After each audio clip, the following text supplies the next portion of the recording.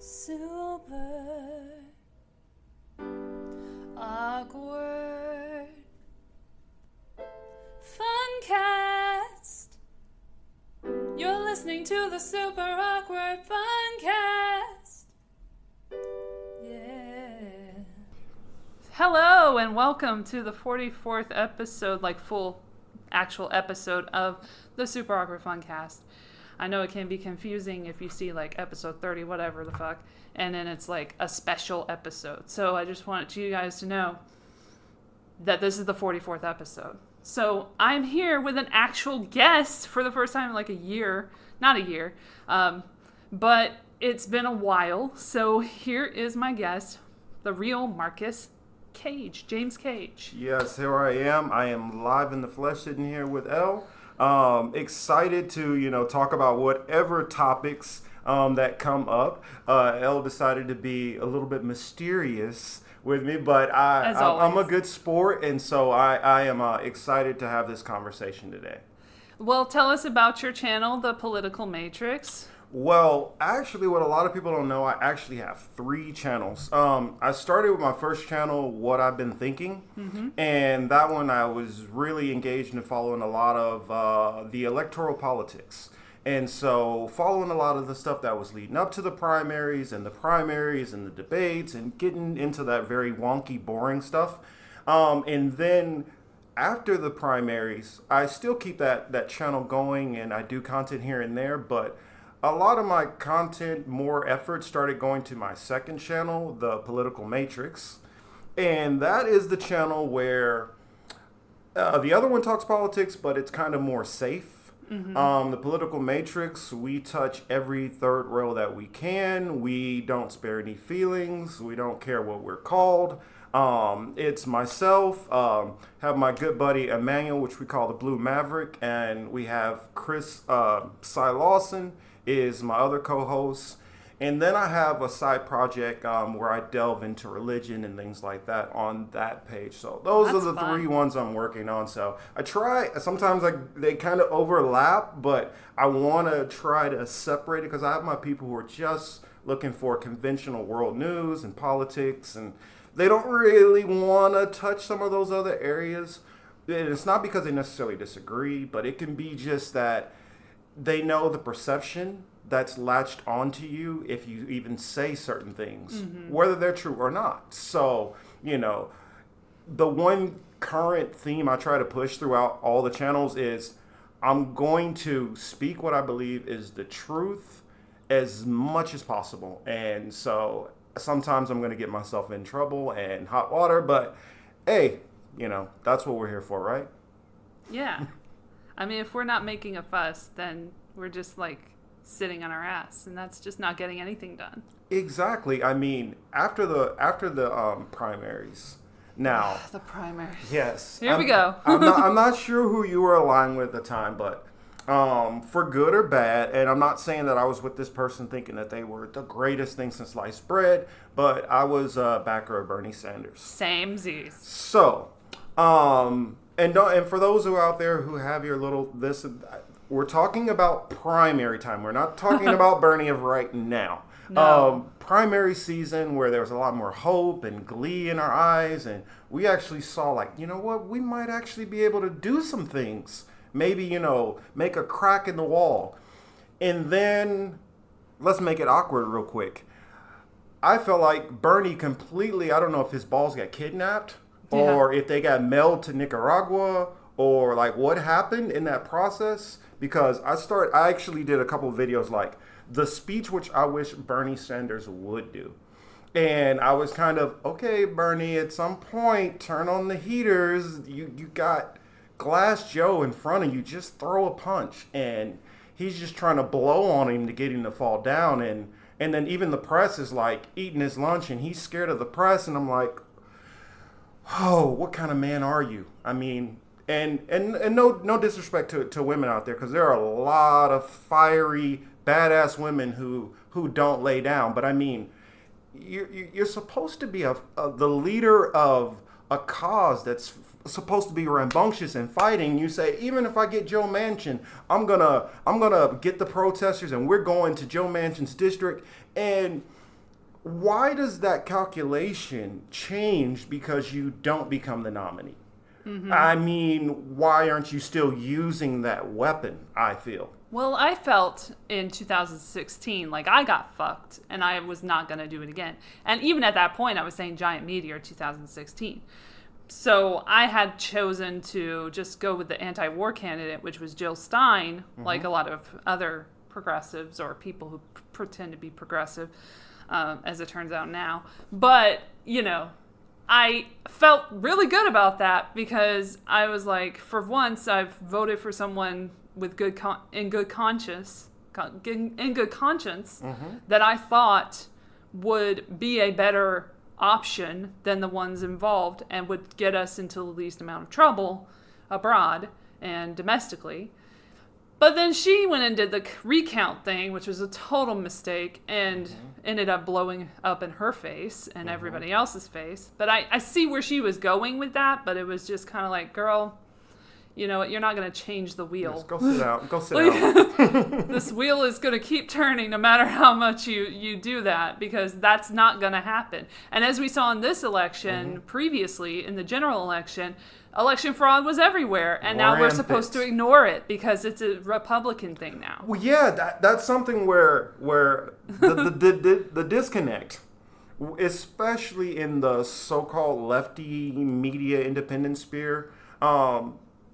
For the audience, the people I'm talking about is the ones who are kind of leading, which have the biggest numbers, but are really good at just sheep herding us. Yes. And then when it gets down to the moment when we should be fighting, their goal is to calm us down and say, don't worry, just fight next time. Next time. It's always next time. There's not going to be a next time. Always next time. And I mean, you know what? Since they decided to go after a journalist, which I have a lot of respect for, we're just going to call them out by name. I'm talking about TYT, Anna Kasparian, and Cenk Uygur. Yeah. These two, I remember when I first used to listen to them, and I had a lot of respect for them because they were railing against the Iraq War and a lot of the war crimes and things like that were going on. But one thing I didn't realize and pay attention to is they were doing that, MSNBC was doing that, and CNN to a degree was doing that. All because that was a safe topic. Yes. And so what we didn't realize is, even though they were being critical, they were still staying within their safe zone. And so what's happened is, as more things have escalated, now it's getting harder to find those safe zones to criticize. And so this is when they're getting exposed, because we're like, okay, wait a minute. You guys are talking about election fraud throughout the whole primaries. And had Greg Palast on. And then as soon as they hit the general election, it is a complete conspiracy theory. It is sacrilegious to even think it's possible. That maybe the Stop the Steal people are entirely crazy. Now, do I think some of them are crazy? Yes. Without a doubt. But that's not the point. That's not the point. It's not. Can a broken clock be right? Yes, it can. Trump was right a million times. And that's my point. We don't always have to, now that you brought up Trump, I mean, Trump, one issue that I thought about is Trump, if everything Trump wanted to do was able to get done, then he would be that horrible monster that everybody fears. But the one thing people don't get about Trump is like an old golden retriever who's out in the yard. He gets an idea in his head and it's gone the next. And so there's no follow through. He's just going to talk a lot of shit, and then some stuff is going to kind of not work out the way you want. But how is that any different than any other president that we've really had? He's a true politician, Exactly, honestly. A true politician. He's not going to do anything that's really... Like, for instance, when he dropped the Moab, for those who don't know in the audience, in the military, I was a weapons specialist.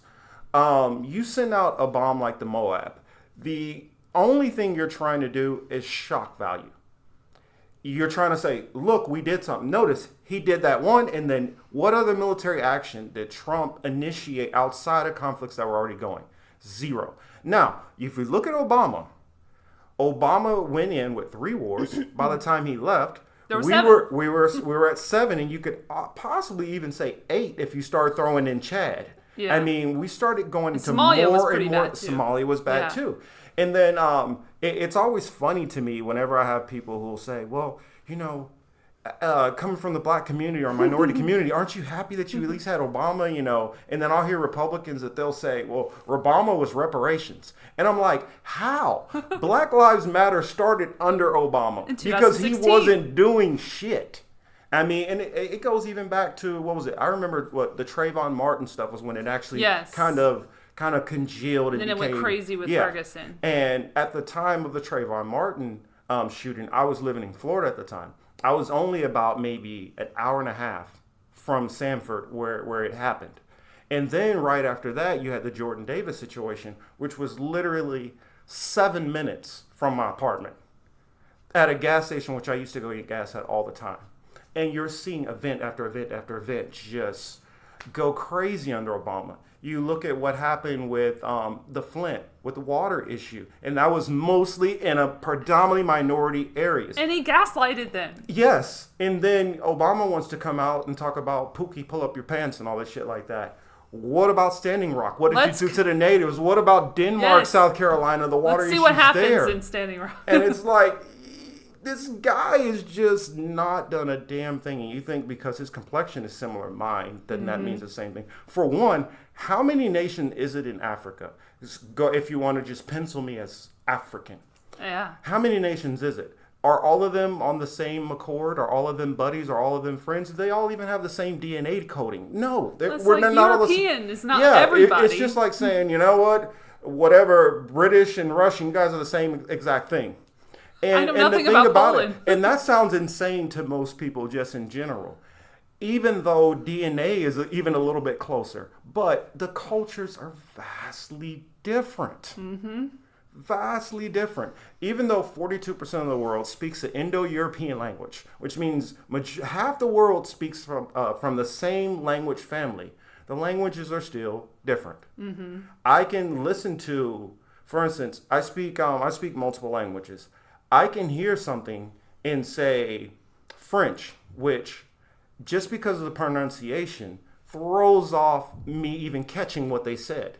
If they pronounce it just a little bit differently, I might pick up on that sentence. But that's the same thing with comparing Obama with African Americans. For one, Obama has no tie to the black community because he doesn't come from an African American descent. He comes from a Caucasian mother. I believe his mother might be CIA Jewish. asset. Well, his mother, I believe she was Ashkenazi. So you have an Ashkenazi mother and a Kenyan father. How is that a tie to the black community?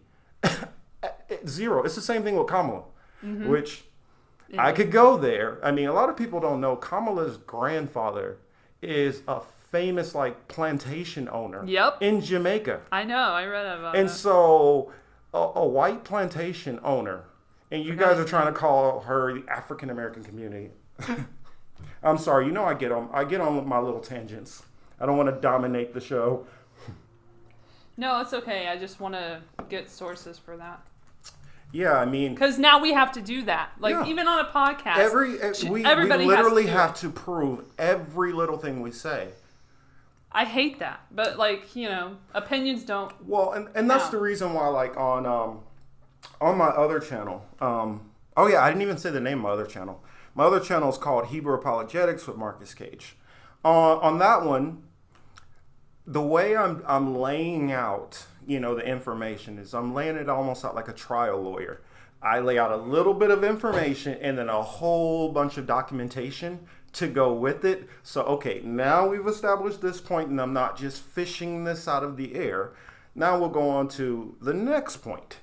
and then that's how I'm kind of building this whole thing out, piece by piece by piece, because it's so easy to get demonized for one wrong comment or one wrong wording of things. Mm-hmm. Brownstown, that's where the city is. Brownstown. In Jamaica. Mm-hmm. Which a lot of people don't realize also that Jamaica is very segregated. It is very segregated between the European settlers and the... They showed me Snopes before anything. Why, oh, don't you love it when they always bring up Snopes? It's funny. I like to do one of these days. I'm probably going to do a video on Snopes, just so people who don't know about the Jerry Springer situation that goes on with behind the scenes with Snopes. How it started out with a husband and wife couple, and then they start getting some money, and then he's cheating on his wife with his. It gets hilarious. It gets hilarious. I mean, what was that one thing that everybody was like big on? What was it last year? It was like Tigerland or something. I can't remember it. Gatorland or something. I don't remember. Something crazy like that where it was this whole back and forth between this one, I guess, Gator Ranch or Gator Farm or something like that. And then this guy who everybody looking at him, it would look kind of like a Joe Dirt type, which you would think would be the most like sexist, most, anti, I'm trying to think of the word. What is it when you're, let's see, in Spanish, machismo. But I'm trying to think of misogynistic. Misogynistic. That's the word I'm looking for. The feminist favorite. Yes, the misogynistic. He if you were looking at him, he's ideally what you would think a misogynist would be, and like completely anti-women. And then it's ironic to find out that he is like completely out of the closet homosexual, but he doesn't fit any of the stereotypes which you would automatically imagine or associate. So he's very rednecked out and gator teeth and stuff around his neck, and so you wouldn't get that image of the the metrosexual type look. Joe Exotic. Yes, My Joe gosh. Exotic. Everybody was talking about the stupid shit. Everybody, I never saw it. I never saw it. So whatever, Tiger something. Yes. Who gives a shit? Tiger something. Yes, it's just how I look at it. It's just more distraction to keep us numb mentally. And then the Baskin thing. Yes. Carol Baskin. Yes, what would we call it? It's almost like a lowbrow reality version of Dallas. Yeah. I mean, I had not watched any of it. For those who are maybe younger and don't know about Dallas, I mean, all it was like oil tycoons, and at the top level, their families and all the drama they get into. Yeah. And in all honesty, I used to look at those as like, that's some kind of like way out there drama. And then I start realizing, holy crap, these wealthy people, they really do act like this. At the top levels, you think that they're so civilized. But when you find out, oh my God, these people, they literally have no morals. They screw over their family right and left. I mean, they don't really hold to anything. They're horrible with money. They make terrible decisions. But yet, just because they've happen to be born into the right families, they've been able to prosper. Well, back to family. Yeah. I found ibtimes.sg. Kamala Harris, direct descendant, one Jamaica's slave owners. That's the link. And it even says here, according to PolitiFact, their own fucking favorite fact check website, Hamilton Brown was indeed listed as a slave owner in Jamaica and an attorney by Center for the Study of the Legacies of British Slave Ownership. There was also a document in the UK National Archives which stated that Brown was the owner of 121 slaves in 1826. They continue, but that's what we're getting at. It's kind of interesting how that never came up during the primaries, right? Isn't that interesting? It's so interesting. While they're running for president, that never came up. Now, here's one thing I know about politics. And for those who are still with their naive glasses on, listen to me for a moment. If you think the Republicans did not know this, you're living in a dreamland. They knew this, and they chose not to put this information out there. Not to. So, if you had evidence where you could kind of almost take away that whole African American, power vote, because if you brought up the fact that her grandfather's a slave owner, that would have really killed a lot of that momentum in votes towards the black community. So, I just say, ask yourself, why in the hell did that information not come out? Yeah, and then they even go to say, like, they try to denigrate, like, the idea and they say, however, there's always a Well, however. the however. You know, the website also says that the family tree, it's you're going to see the way that this goes, of Brown's descendants on Family Search database is far from reliable. Oh. It has discrepancies and inconsistencies which make it hard to rely upon. Also, the tree on this database is being edited constantly, which further compromises the integrity of the information. But PolitiFact does concede that the tree does show a possible direct descent for Kamala Harris from Brown, but there is lack of corroborating evidence and also other records which suggest otherwise. So let's just not talk about it anymore. Well, that's what they're doing. But see, here's the catch, which I try to train people to focus on. What did they skip? Now, if you start talking about the tree, okay, that's kind of like ancillary information which somebody found. There are going to be actual documents and records in Jamaica, in their libraries that you can trace. It's not like he was just some random person who owned slaves. He was a prominent person. Every prominent person who had, and the English were very cocky. So they documented everything back in those days. So to think you can't figure out, this or can't corroborate it, you're Politico. You could have easily sent somebody down there to check. You could have easily just reached out to one of the embassy buildings or attaches. There's a gazillion other things you could have done to confirm or deny. What they did is they took the one piece of evidence is that would be considered the least credible and then put a disclaimer to it. So now, if it would have been a records coming from the Census Bureau of Jamaica showing you this, then how do you refute that? But they didn't even go to that, knowing that information is sitting there. And I don't know if there's like any other articles in here that would suggest otherwise. It's just kind of a lot of like questions and stuff. Of course. So they just don't even go look into it anymore. PolitiFact, yeah. Obviously, they're there. They are there. Well, think about how many billions that the Biden-Harris campaign received from Silicon Valley. Yeah. Obviously, showing even let's give the disclaimer that okay, Joe Biden, Kamala Harris, and their staff, nobody at all reached out to a tech monopoly to assist. But if you have prominent people who work in that industry, they can do things to tilt in your favor, whether you ask for it or not. I mean, what is it? The super PACs do it all the time. They say, oh, yeah, we don't have anything to do with the campaign. But for some reason, they just happen to do things which benefit the campaign. This all comes from her father, by the way, who said, my roots go back within my lifetime to my paternal grandmother, Miss Chrissy.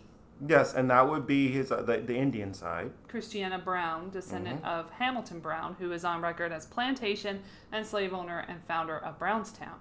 And to my maternal grandmother, Miss Iris Finnegan, farmer and educator from Annantown and Inverness, ancestry unknown to me. That's what he said, David J. Harris, her father, in an op-ed in Jamaica Global Online. So you look at that and you see, like, the dad said this. And we're still disputing it. And when you read that information, now you got to ask yourself, well, if her father is basically saying his his mother is of Indian descent and his father is of Caucasian descent, and where is this black or African American coming in to the whole picture? Because we all know that her mother is was it Tamil? I believe that's the specific community. But her mother would be, of Indian. Her father would be of half Indian, half European. So how is Kamala Harris African American? And I'll tell you what that is. That's the racism in the media. Yeah. And playing the fact that the black community is only 13%, they can't very much speak back for themselves against the media. So what happens is They're just saying, well, she has darker skin and she lived in Jamaica. Jamaican. That doesn't make you Jamaican. She's more Indian than anything. She's Indian. According to what I understand, 75% Indian. I mean, because I used to say before, I'm like, wait a minute, okay, let's do this math. Okay, let's say, for instance, the grandmother, let's say the grandmother was half black. Then that would mean the father would be a minimum of, 25% black? So that would put Kamala at 12% at best. But now hearing this from his own words, he's saying his mother is Indian. I don't know.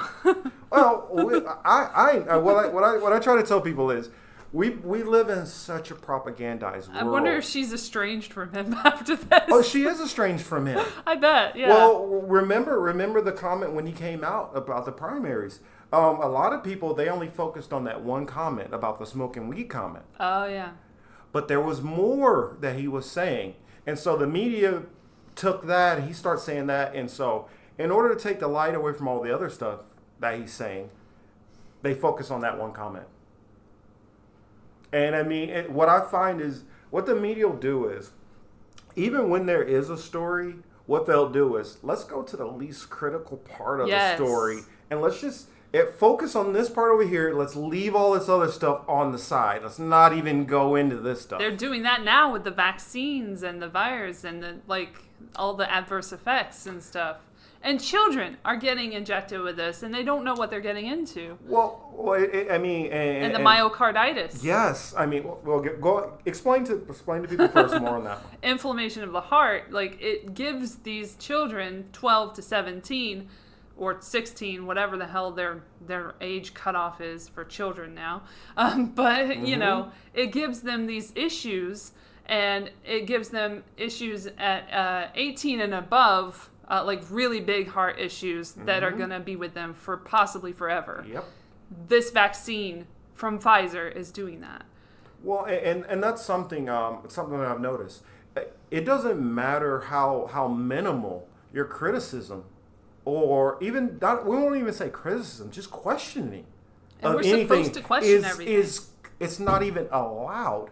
I mean, and I just thought about something interesting. Like I tell people, I said, most vaccines or drugs in general, they'll say this drug is 99.9 or 99.6 or 99.7. They rarely ever, in fact, I couldn't remember until the COVID stuff started happening, where they start literally saying, this is 100%, safe. This is 100%. 100% was never used because all the lawsuits that would come if they did come down with something. And so now 100% is the thing. And it's interesting, if you pay attention to news outside of the U.S., what you start seeing is there's cases where they're showing more of, okay, this person died or this person had a blood clot. And now certain countries are saying, nope, we're not doing either Pfizer, or we're not doing Moderna, or we're not doing AstraZeneca. And this is not being brought up in our media. But for me, I realize you can't get anything out of this media. Our media is a complete joke. They're bought. Completely. If you just look into, there was an article from ICJ, journalism, gatekeepers, Bill Gates, all about Bill Gates and how he funds all these media organizations. And then I was just looking because I frequent Twitter a lot, and I don't follow, but I look at certain tweets on one account to get the kind of media craziness that's going on with these vaccines and everything else. And I saw somebody had commented, and I hate when they do this. This is a gripe for me as somebody who's a researcher, as somebody who is all fact-based in my arguments. I hate seeing screenshots. You have to link to the original article. I should not have to do the work for you. True. But I did for the booster shot thing. So they're already starting the booster shots trials. I have evidence of that on my Twitter account if you want to go there, at Elle Latham. Sometimes that Elle Latham is still immune to bullshit. It depends. I change it from time to time, and then I have heroin as the banner on Twitter, and then sometimes I'll have Bill Gates with a pie in his face, or sometimes I'll have Bill Gates and his friend Jeffrey Epstein, who we'll get to in a minute. Mm-hmm. But I was looking into that, and then I was also looking at a recent one today. I found one that was talking about the donors, the funders of the CDC, and it was a very easy meme to pull off without very much information to conclude to that specific meme. So I looked into it myself, and I couldn't find anything on the CDC website concerning funding. It was just grants and stuff. But I went to CDC Foundation, and that's where the good shit is. I'm going to go down the list of every single organization that is listed as a funder of $50,000 and above of this health agency, because it's hilarious. And 50,000, keep in mind, that is that's more than a lot of people make per year. And I'm sure a lot of it's millions, but they don't want to say like million and above, like major donors in other organizations.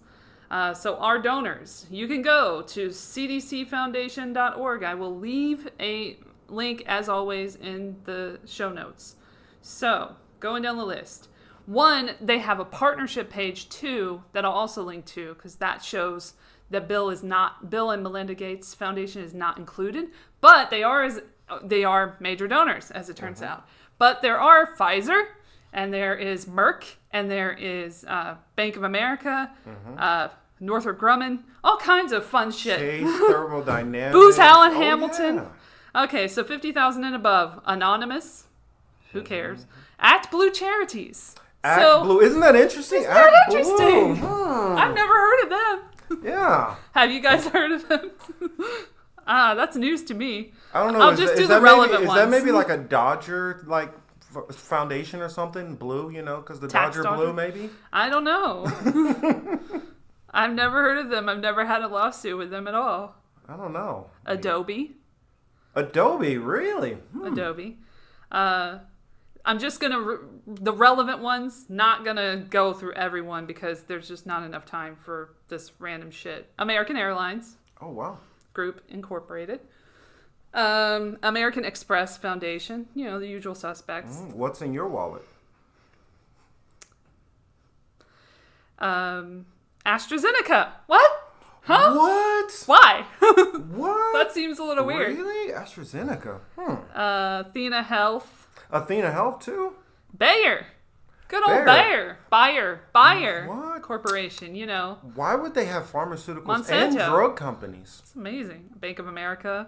And not to mention, Bayer is Monsanto. Yep. Do some research on them people. Bill and Melinda Gates Foundation. What? No way. Really? Why? Oh my gosh. Bloomberg Philanthropies. Gotta have Bloomberg's money. Bloomberg, huh? Yeah. Booz Allen Hamilton Incorporated. You love them, right? Got to. Bloomingdale's, of course. What? Get you the best sweaters ever, right? Cargill Incorporated. Love them. Yeah. They're not doing anything mischievous. Centers for Disease Control and Prevention. To themselves. CDC. Really? But they're independent from the CDC Foundation, according to their website. That's interesting. If I didn't know any better, independent? I'm a little slow. But that kind of sounds like, what's that thing called? Conflict of interest? Yeah, there's a lot of those here. We also have Cigna Foundation. Oh, really? Insurance company, right? If I'm not mistaken. Insurance. And then Clorox. Wash your hands. Clorox, really? Wash your hands, everyone. Clean the surfaces with Clorox wipes. Columbia University. Didn't expect that one. Oh, well, you got to remember, whenever they do these drugs, a lot of times they farm it out to these different colleges, and then they get these grant programs to work on different things. Emory, of course. Of course. Emory, Atlanta, of course. Gotta have Emory. Dell. Gotta get a Dell. Oh, yeah. Dude, gotta get a Dell. Figures they be hanging out their buddy Michael Dell. Oh, wait. This can't be right. What? What do we have here? Facebook. What? What? You're telling me that the fact checkers? That the fact checkers are getting, and the people who decide which stuff needs to be censored on Facebook? How did that happen? They're involved with them? Fidelity Investments. Gavi. The what is it called? Something Alliance. Vaccine Institute, whatever the fuck it is. That's another one from Bill and Melinda Gates. We also have Goldman Sachs. Gives annual giving fund. Gives annual giving fund. But there's a little too much giving in Elle, there. you could be just being unfair because Goldman Sachs just happens to be in most presidents' cabinets too. I can't be seeing this right. What? Google? What? Google. How? Not the one that's always telling us about Could the CDC. that be why I might have been having some problems finding certain things I've been searching for lately? That makes sense because they do have the CDC information on every fucking video that mentions the CDC or COVID-19 or anything. But while we're on CDC real quick, I happen to know somebody who literally got their whole page taken down for reading ingredients that were listed on the CDC's main page. How does that make sense? Yeah. Make it make sense. Harvard, of course. Harvard? What? Harvard They also wouldn't be worked up with to Jeffrey anything. Epstein, so that's really fun. This has to be Illuminati, I swear. Illumina Corporate Foundation. Are they going to be That that just sounds very Illuminati they to me. gotta play with you a little bit. Because see, you throw a couple like that, then it's, see the crazy conspiracy theorists here. Johns Hopkins University. What?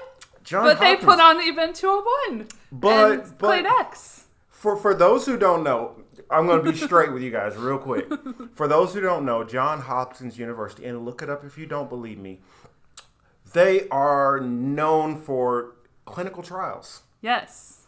That's what their big thing is. Clinical trials and dropping clinical research. And they do a lot of preparedness. A lot of it. Of outbreaks, which somehow end up killing over 60 million people every time. I don't know how they always do that. Yeah, I don't know exercises. how their goal is to always be ahead and prepared, but never are prepared and ahead. Yeah. They always lose. I don't know why in the simulations. Johnson & Johnson? What? What? Come on. How? Why? Is this what is this, like the third pharmaceutical company? This is a little and conflicty. I believe two of them which have released vaccinations. Kaiser Permanente, the vaccine distributor, which is also working together with the Hollywood Bowl, which I am so fucking done with because they're doing the vaccination or unvaxxed seating, and it's all depending on whether you have a card showing that you're vaccinated or whether you have info to show that you got a negative test, I guess a PCR test, which is a piece of crap, but it still counts for some reason. And then you can go to the thing outside and watch the thing. Whatever the thing is that you want to watch. Yeah. Outside. Yes, outside. You have to prove that you were vaccinated to watch something outside. Outside. So I'm worried about what's going to happen with Disney Hall because if that's what's happening outside, who knows what's going to happen inside? They're probably going to have the green pass by then. Well, I mean, you hear that the CDC is released. What is it? They said now you don't have to wear a mask anymore. But California is trying to extend the mask mandate. Yes, and get mad at you if you don't wear one, even or give you a look if you're even outside not wearing one.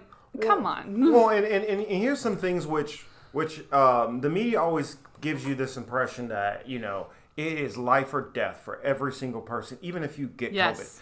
And here's the thing which they don't tell you: if you actually look into the COVID deaths, one thing you're going to start noticing is a lot of them are elderly. Most of them. A lot of them have some kind of immunocompromised situation, whether it's a heart disease, a cancer, or some other issue that was going on. And then the third category you see are the ones who didn't know they had, say, an irregular heart. And that's when it's happening. Now, something else I noticed kind of interesting is when I started looking up the flu in certain areas, the flu numbers were just dramatically down last year. I don't know how that happened. So surprising. The so weird. COVID numbers are high and the flu numbers are down. But it's the masks, they say. Masks. That's what it is. So maybe flu season, we should have just all been wearing masks instead for all these years instead of getting flu shots. Yeah. Maybe the shots weren't effective. Maybe they weren't because people were still getting the flu. And I mean, obviously, if the mask is the only thing that's changed, and a lot of people I know don't take flu shots anyway, and I don't know. I mean, somebody make sense of this for us because I'm not that bright of a guy. I just ask questions. Well, I have a question. Why the fuck is Lockheed Martin Corporation on this list? Lockheed. I'm telling you. Gee, I wonder why. If you wanted to like make an Illuminati type like list of corporations that would be in, I mean, I couldn't figure out better ones. Oh, we're getting somewhere with this because Merck and Company is also included. Merck and Company.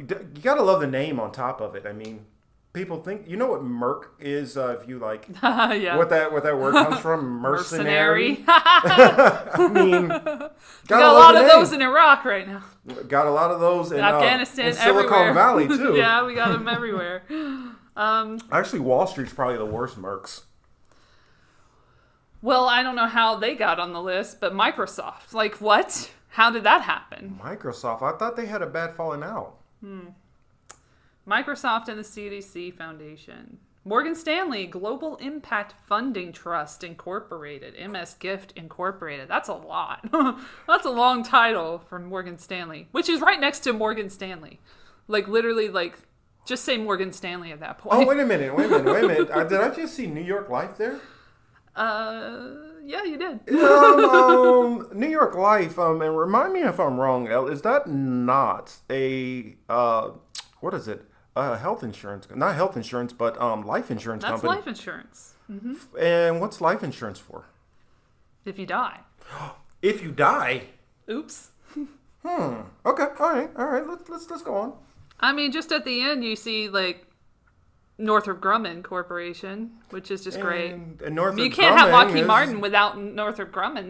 They're like twins. Yeah, I mean, I wouldn't be surprised if where's Raytheon? At this point, where's Raytheon and General Dynamics at? I'm waiting for Raytheon, honestly. I mean, that's all that's missing. If I see KBR or like Halliburton in there too, I'm done. Okay. I'm done. Then we're at 50,000 and above continued, I guess. I don't know what happened there. I bet what they did, what happened. I can't prove this, but it's a theory. 50,000 and above is supposed to be here, but before that it's supposed to be 500,000 and above, but they changed it to 50,000 and above so it wouldn't look like they paid as much money. And on top of that, because I agree with that, and I think to add on to it is they broke it up. That way that they can kind of skirt whatever laws they're doing. Oh, and that just happens to have PATH, which is the organization that worked in India with the Bill and Melinda Gates Foundation. And had some issues there with the vaccine. Little informed consent issue there. Anybody who questions Bill Gates is just cuckoo. Look up his drug trials in India, especially with the youth, especially with children. And then also, I can't remember which country it was in Africa, but in Africa, there was a similar situation that happened there. That was very identical to what happened in India. And if you look, who's at the, WHO or the CDC? I can't remember his name. Tedros. Yes, Tedros. Tedros was into some shit. Some war criminal kind of shit. Well, if you go and look back, he was right there kind of covering a little bit of things up over there in India, I believe. Yeah. So it's like, how do you fail upward? And then on top of it, we got to put in, what is his actual career? Because he's not a scientist or a doctor. It's not in the medical field. Nope. He is some kind of bureaucrat who's been put into this overseeing like position, and I'm wondering how and why, especially with his track record. Yep. And it just so happens right after PATH, like underneath, is PayPal. I don't know how that happened. Well, yeah. PayPal gets right in the middle. PayPal's great, right? Peter Thiel, we love him. He's great. Yeah, I mean, None of this stuff is, it's all normal, right? It's all perfectly normal. This is just the way it is. We shouldn't change it. We should just accept it. Well, that's what I try to tell people. It's like, I'm not even, I get it. The powers that be, they're so worried about little old me and Elle, like just talking trash about what they have going on, as if we could do a damn thing. I mean, as if I could do anything about it. And then here's the crazy part about it. They don't even really have to hide it because nobody could do anything anyway. Yeah. I don't know why the fuck they're there, but PetSmart charities? PetSmart. That came out of nowhere. That one came from left field on me because I don't know where PetSmart would have came from in there. But we're back to normal with Pfizer Incorporated. Oh yeah, back to Pfizer.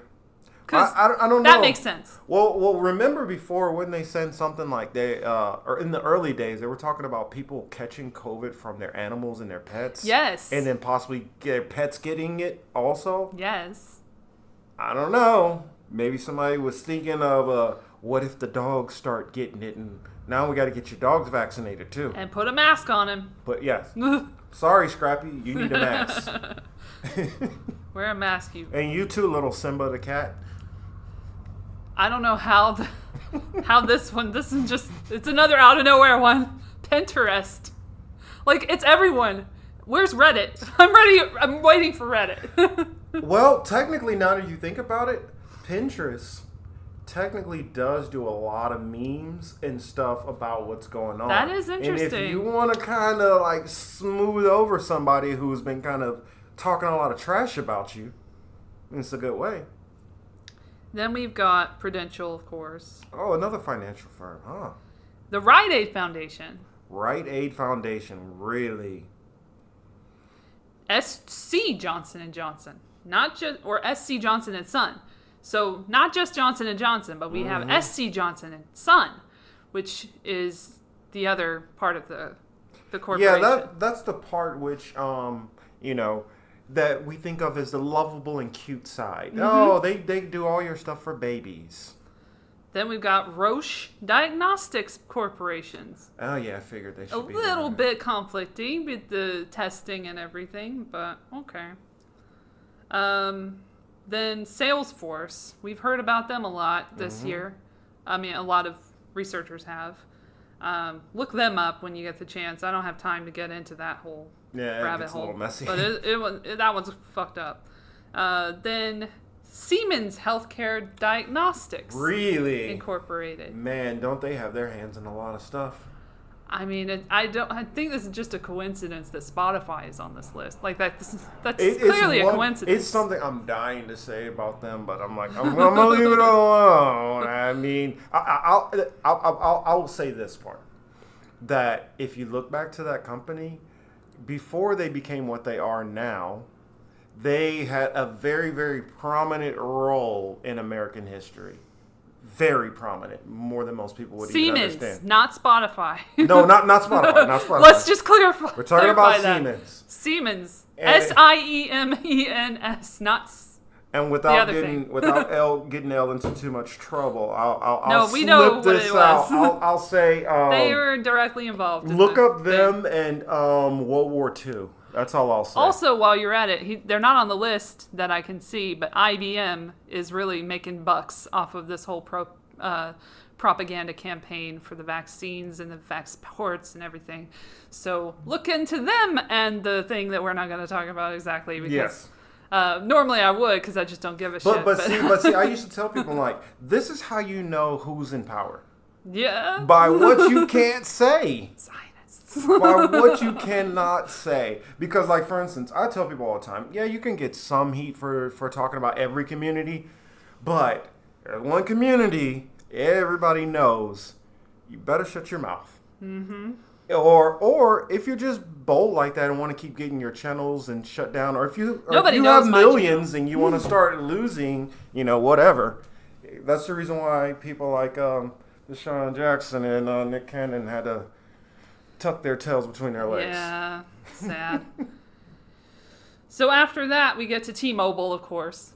What? Now that has so much to do with CDC. Just got a CDC. question. How many Americans have T-Mobile? That would be a good question to ask. I don't. because I'm smart enough. I'm informed enough. I don't want to say I'm smarter than anyone, but I'm informed enough to know that those major companies suck ass because I've been informed by them of how much they suck ass by actually using their services. So after using their services for a long time, I decided I'm not going to use their services anymore, and I will get a prepaid wireless plan. And so I go with Straight Talk. I'm sure it's probably compromised by now, but well, they're all try compromised something. by now. I mean, we're on the Sprint network or whatever. I guess the one advantage we do have being here in California is the fact that there's cell towers everywhere, so you can get a not as big company cell provider, and you could still get all the same access. Whereas if you're living in, say, like Cleveland or something, it might be a little harder if you have certain smaller carriers. So you might be stuck with having to get with whatever T-Mobile or AT&T or whatever. I understand. I've been there before when I was in Jacksonville, Florida, where the base was at. I had horrible signal, and at that time I had Sprint. If I went to even that part of the town, I had horrible reception. And so, at least as far as Jacksonville, Verizon had the best towers. But now they all bounce off each other's towers, so it's not that big of a deal. It's literally impossible to not use one of the big three or big four, or whatever it is now. Well, that's the goal, Monopoly. That's the game that they're playing that we don't realize we're in the middle of. Speaking of Monopoly, I know we just got out of Spotify, and that was like a little weird, but like, have you seen all these TikTok videos lately? Yeah. There's a lot of TikTok going on my feed. And like TikTok, for me... I don't even do TikTok, and I see a lot of it. I'm old, I guess. I don't know. I'm not cool, so I didn't really know much about TikTok. And then all of a sudden, like last year, like TikTok exploded. I'm like, what the heck is TikTok? They're on the list. Really? Yes. United Health Foundation, of course. United Health Group. Well, they had United Health Group, and they already had Kaiser. I mean, I guess that makes sense. You got to cover the other hand, right? Vanguard Group. I don't know these. Vertex Foundation. Well, see, what these are the smaller companies. When they get the, what is it? When you're out of coverage area and you get these, that's these people. Walgreens. Walgreens, Isn't that the place where you would be picking up the medications more than likely? Where's CVS? That's what I'm wondering. Oh, it gets weird. Welcome Sanger Institute. We know a little bit about Sanger. We're not going to get into, I'm sure. Yeah, but look up Margaret Sanger. If you don't know who Margaret Sanger is, then I don't feel you're engaged in any of this. Eugenics. And on top of it, if you are a minority especially, and you don't know who Margaret Sanger is, you need to get up, go to your kitchen, open the freezer door, put your head in it, and bang it like 3 times. You need to know who this is. We haven't had a bank in a while, so yeah, let's go with Wells Fargo. Let's get back to... of course. We got to have Wells Fargo. Of course, Foundation. The bank... Well, we have Bank of America, the two that are most notorious for charging overdraft fees and every kind of fee they can think of. And cluster bombs overseas that people don't like to talk about, but they do fund that. And yes, they do. I posted some information about that on a Memorial Day in the past. Well, it's funny to me when I'll talk to people like, what was going on in Afghanistan and Iraq, and they talk about, they're there for this reason, or the Afghanis they're going to do this so that they can keep us there. It's not the Afghanis doing anything or not doing anything to keep us there. We're there because I'll say Western companies, because it's not just America. Western companies are taking resources out of there, whether they be from the poppy fields, whether it be from oil, whether it's other types of minerals. That's why our corporations are there. That's the reason why our troops are there. So it has nothing to do with Iraq or Iran or any of that. Just know our corporations are getting something. Letting the plane fly as it does, but also saying that it's just a coincidence. I'm sure there's no symbiotic relationship here at all. But the World Health Organization is also on this list. Well, you had CDC. How can you not have the WHO? I mean, who's out? Who? Yeah. Who's not out? Who? What did I say? Who let the virus out? Like, that's what the thing was before. Oh, wow. I'll say it. I don't care. Zoom! Zoom. You know, the thing that we never heard about until like 2019, 2020. Mm-hmm. It existed before, but now it exists even more. The only people who I knew of who really knew about Zoom was like a lot of my colleagues who do, you know, that we've been doing these different panels and things like that. And even a lot of, I guess, content creators didn't necessarily use Zoom because we would just kind of, you were able to interact with each other, you know, before a lot of this COVID stuff. So outside of the handfuls of us that were trying to get in touch with other content creators across the country, outside of like a handful of like business people, most people did not know what Zoom was. Oh, I thought of something else. You know, speaking of this drug, which I found interesting, the now that everybody is starting to say, you know what, it's a possibility that it could have been a lab leak. And now we're dealing with the gain research questions and all that stuff with Fauci. Well, that's a distraction. At the time, I had found information that showed that there was a possible leak in Wuhan, China, and there were prominent Americans and American corporations who were investing in this lab. And so, do you want to blame it on China because they lost it, or do you want to blame it on America for running a lab in China which lost it? Yeah, that's what I want to ask a lot of the people who are promoting that. They're both at fault. Like Tucker Carlson, for example. I look at it as Americans are more at fault because you guys are the one running a gain of research lab. Gain of function. That's what I mean. But here's another thing. Why are they running a lab like that in China? Because they're skirting laws here. Ding ding ding Just ding like ding ding ding. They outsource everything to China that they can't do here legally. Mm-hmm. Like the slave labor for our phones and other things. So why wouldn't they do it in this case? Like, duh. And that's the thing about it. Everybody is still like, well, no, it can't possibly be that. It can't be any. It's like, how many different things do you have to look at before you have to say, well, I mean, damn, it looks like this. And I'm a conspiracy theorist if I say that he mentioned, Fauci, the one, had mentioned in 2017 that there would be an outbreak for Trump to deal with, and they needed to be prepared. How did he know that? Well, I mean, I'm a conspiracy theorist for mentioning that exists. But did you see? Was it CDC or World Health?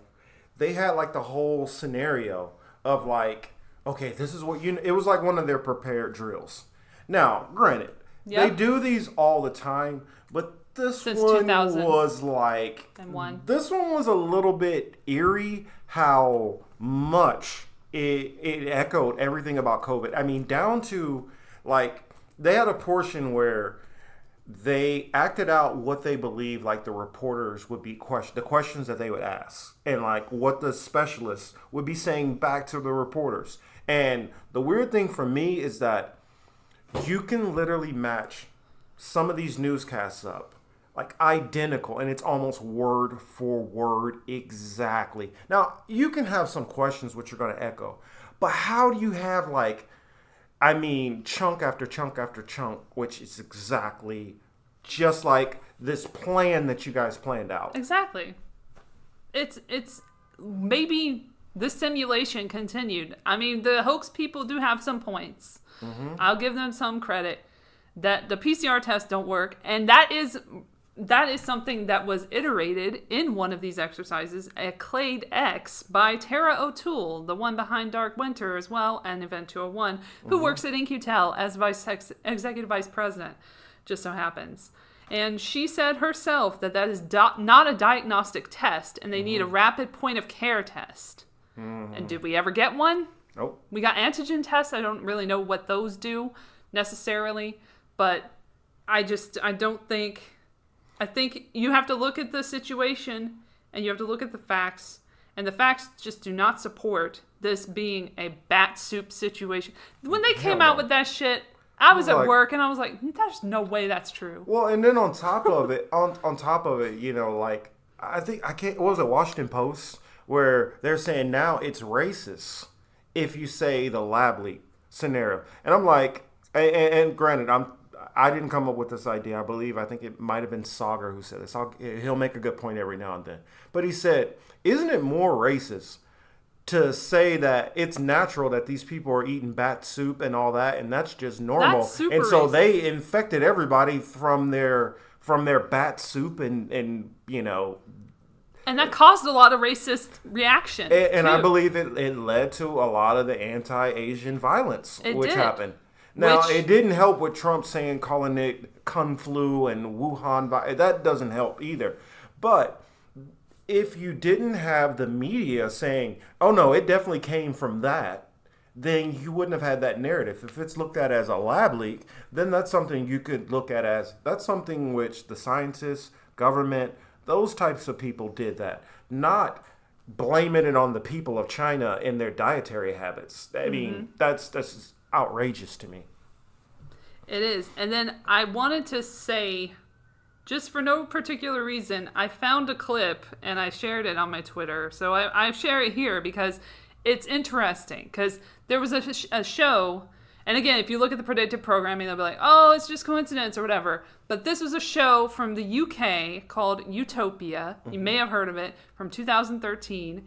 And it aired for however long it aired. And then they decided to bring that back, but to the United States, just before a pandemic happened. In 2019, they started shooting. They stopped shooting October 15th, or no, 16th, 17th, 17th, 16th. 16th it must be, because they stopped shooting on the 15th, but they were like done on the 17th.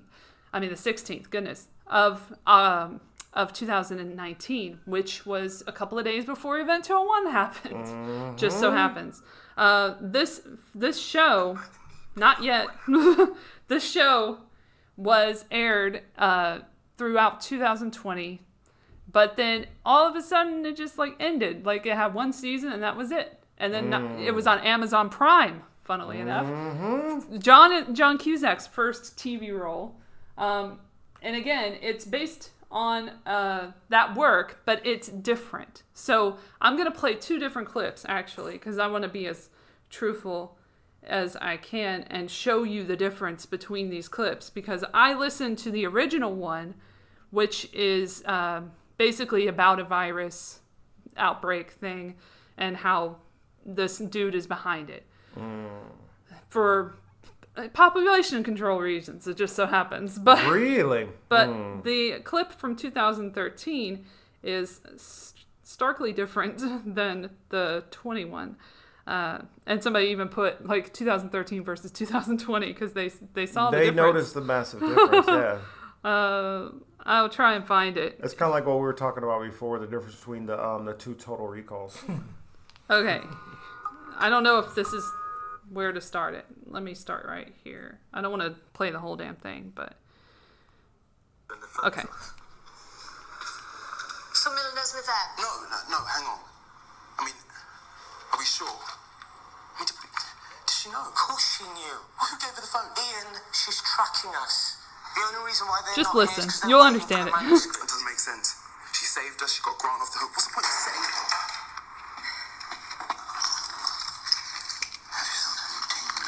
Yeah.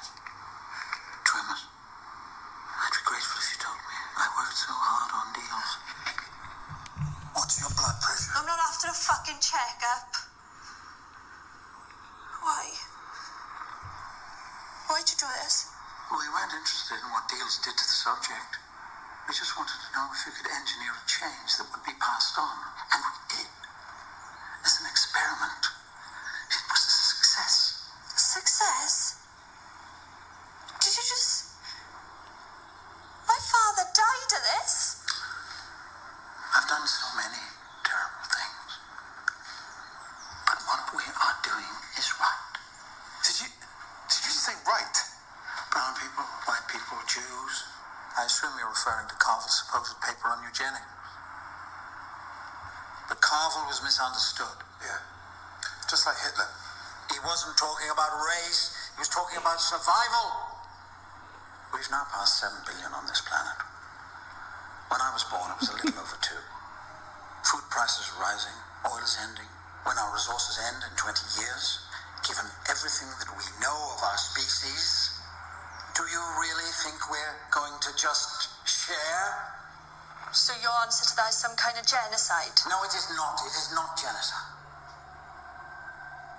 Our answer to this is Janus.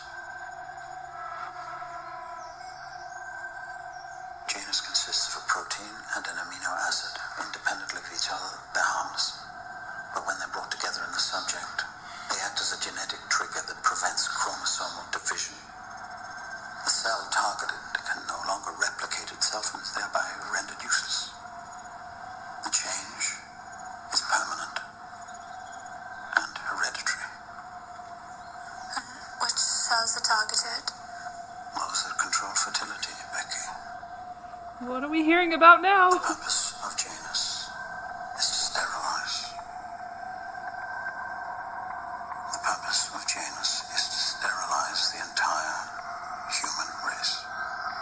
Dun dun dun. So that's that clip. Wow. Wow, I need to watch Just take this. that in a little bit. Wow, I need to watch It that. gets fucked-er upper. Wow. Because let's hear John, because he's got some shit to say as his doctor character. Hold on a second. His doctor character, he's like a famous doctor or whatever, and he like put this virus out there and the vaccine. You'll hear about the vaccine in this one, which is great. This is the 2021. What sounds familiar? Figure it out. Here it is. Follow my work. You disrespected science. What the hell did you put in that vaccine? And when this vaccine fails, I'll be the scapegoat. We created a flu that sparked the demand for a vaccine that doesn't work. After everyone in the country is vaccinated. And the world? In the world. Murdered millions. Nope. You Nope. don't have it. We need to go now before that vaccine ships and more people die. Give a certain percentage of the population a fatal illness, and you make sure it's genetic. See, that was the exciting part. You pass it down. So if you have children before you die.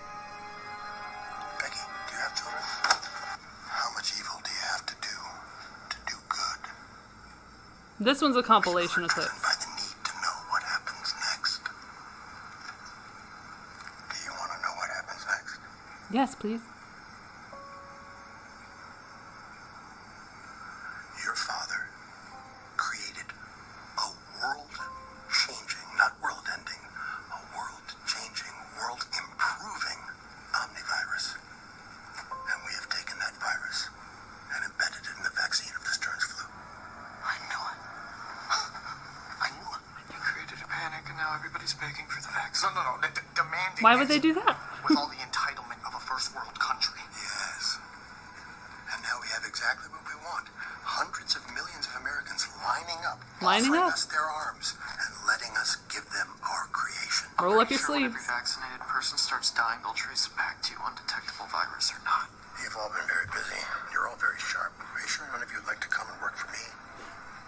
No? Better than dying a terrible, violent death. Then understand this. What we are doing is far bigger than death. Wait, this virus is not deadly. It looks pretty damn deadly. Tell me this. What have you done today to earn your place in this crowded world? Exactly. Everything I do is a cure for our current situation. Wait, how's it a cure if you're killing people? I told you it does not kill. That was the amazing epiphany we had. We didn't have to kill to accomplish our goal. Which is what?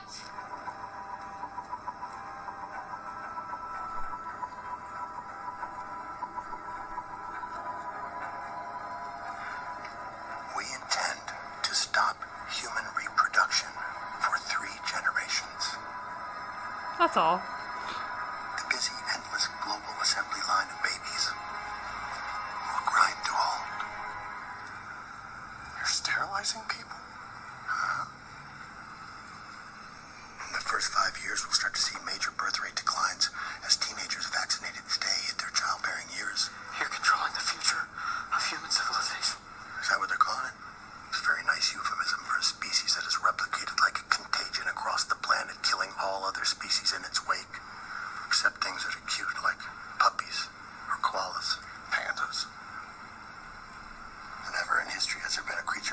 extinction more than the fucking panda.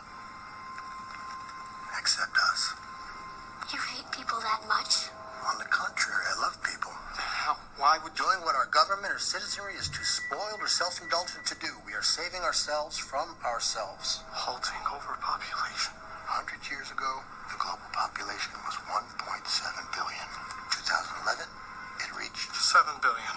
people live too long, die less often, fuck too much, shit out babies like. In 2050, they say it's going to plateau. We'll blow past 11 billion and then slowly begin to decline.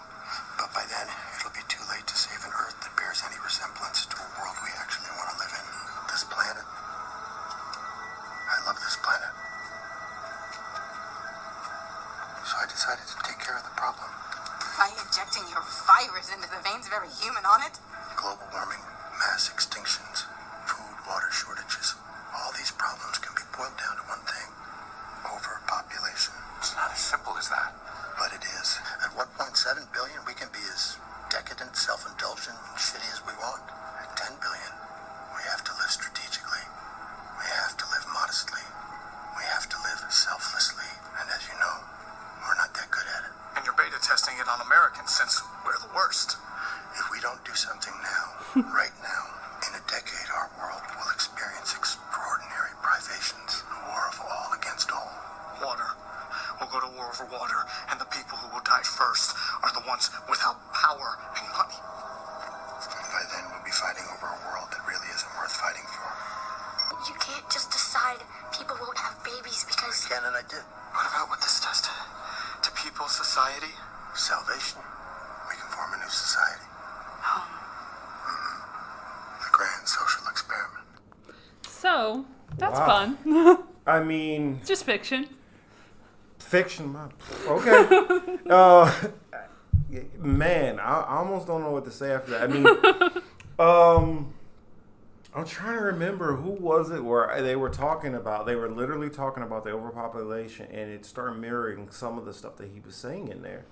And this isn't the. I've heard this from multiple so-called elites, and they've just like said it like openly. What was the prince that just died?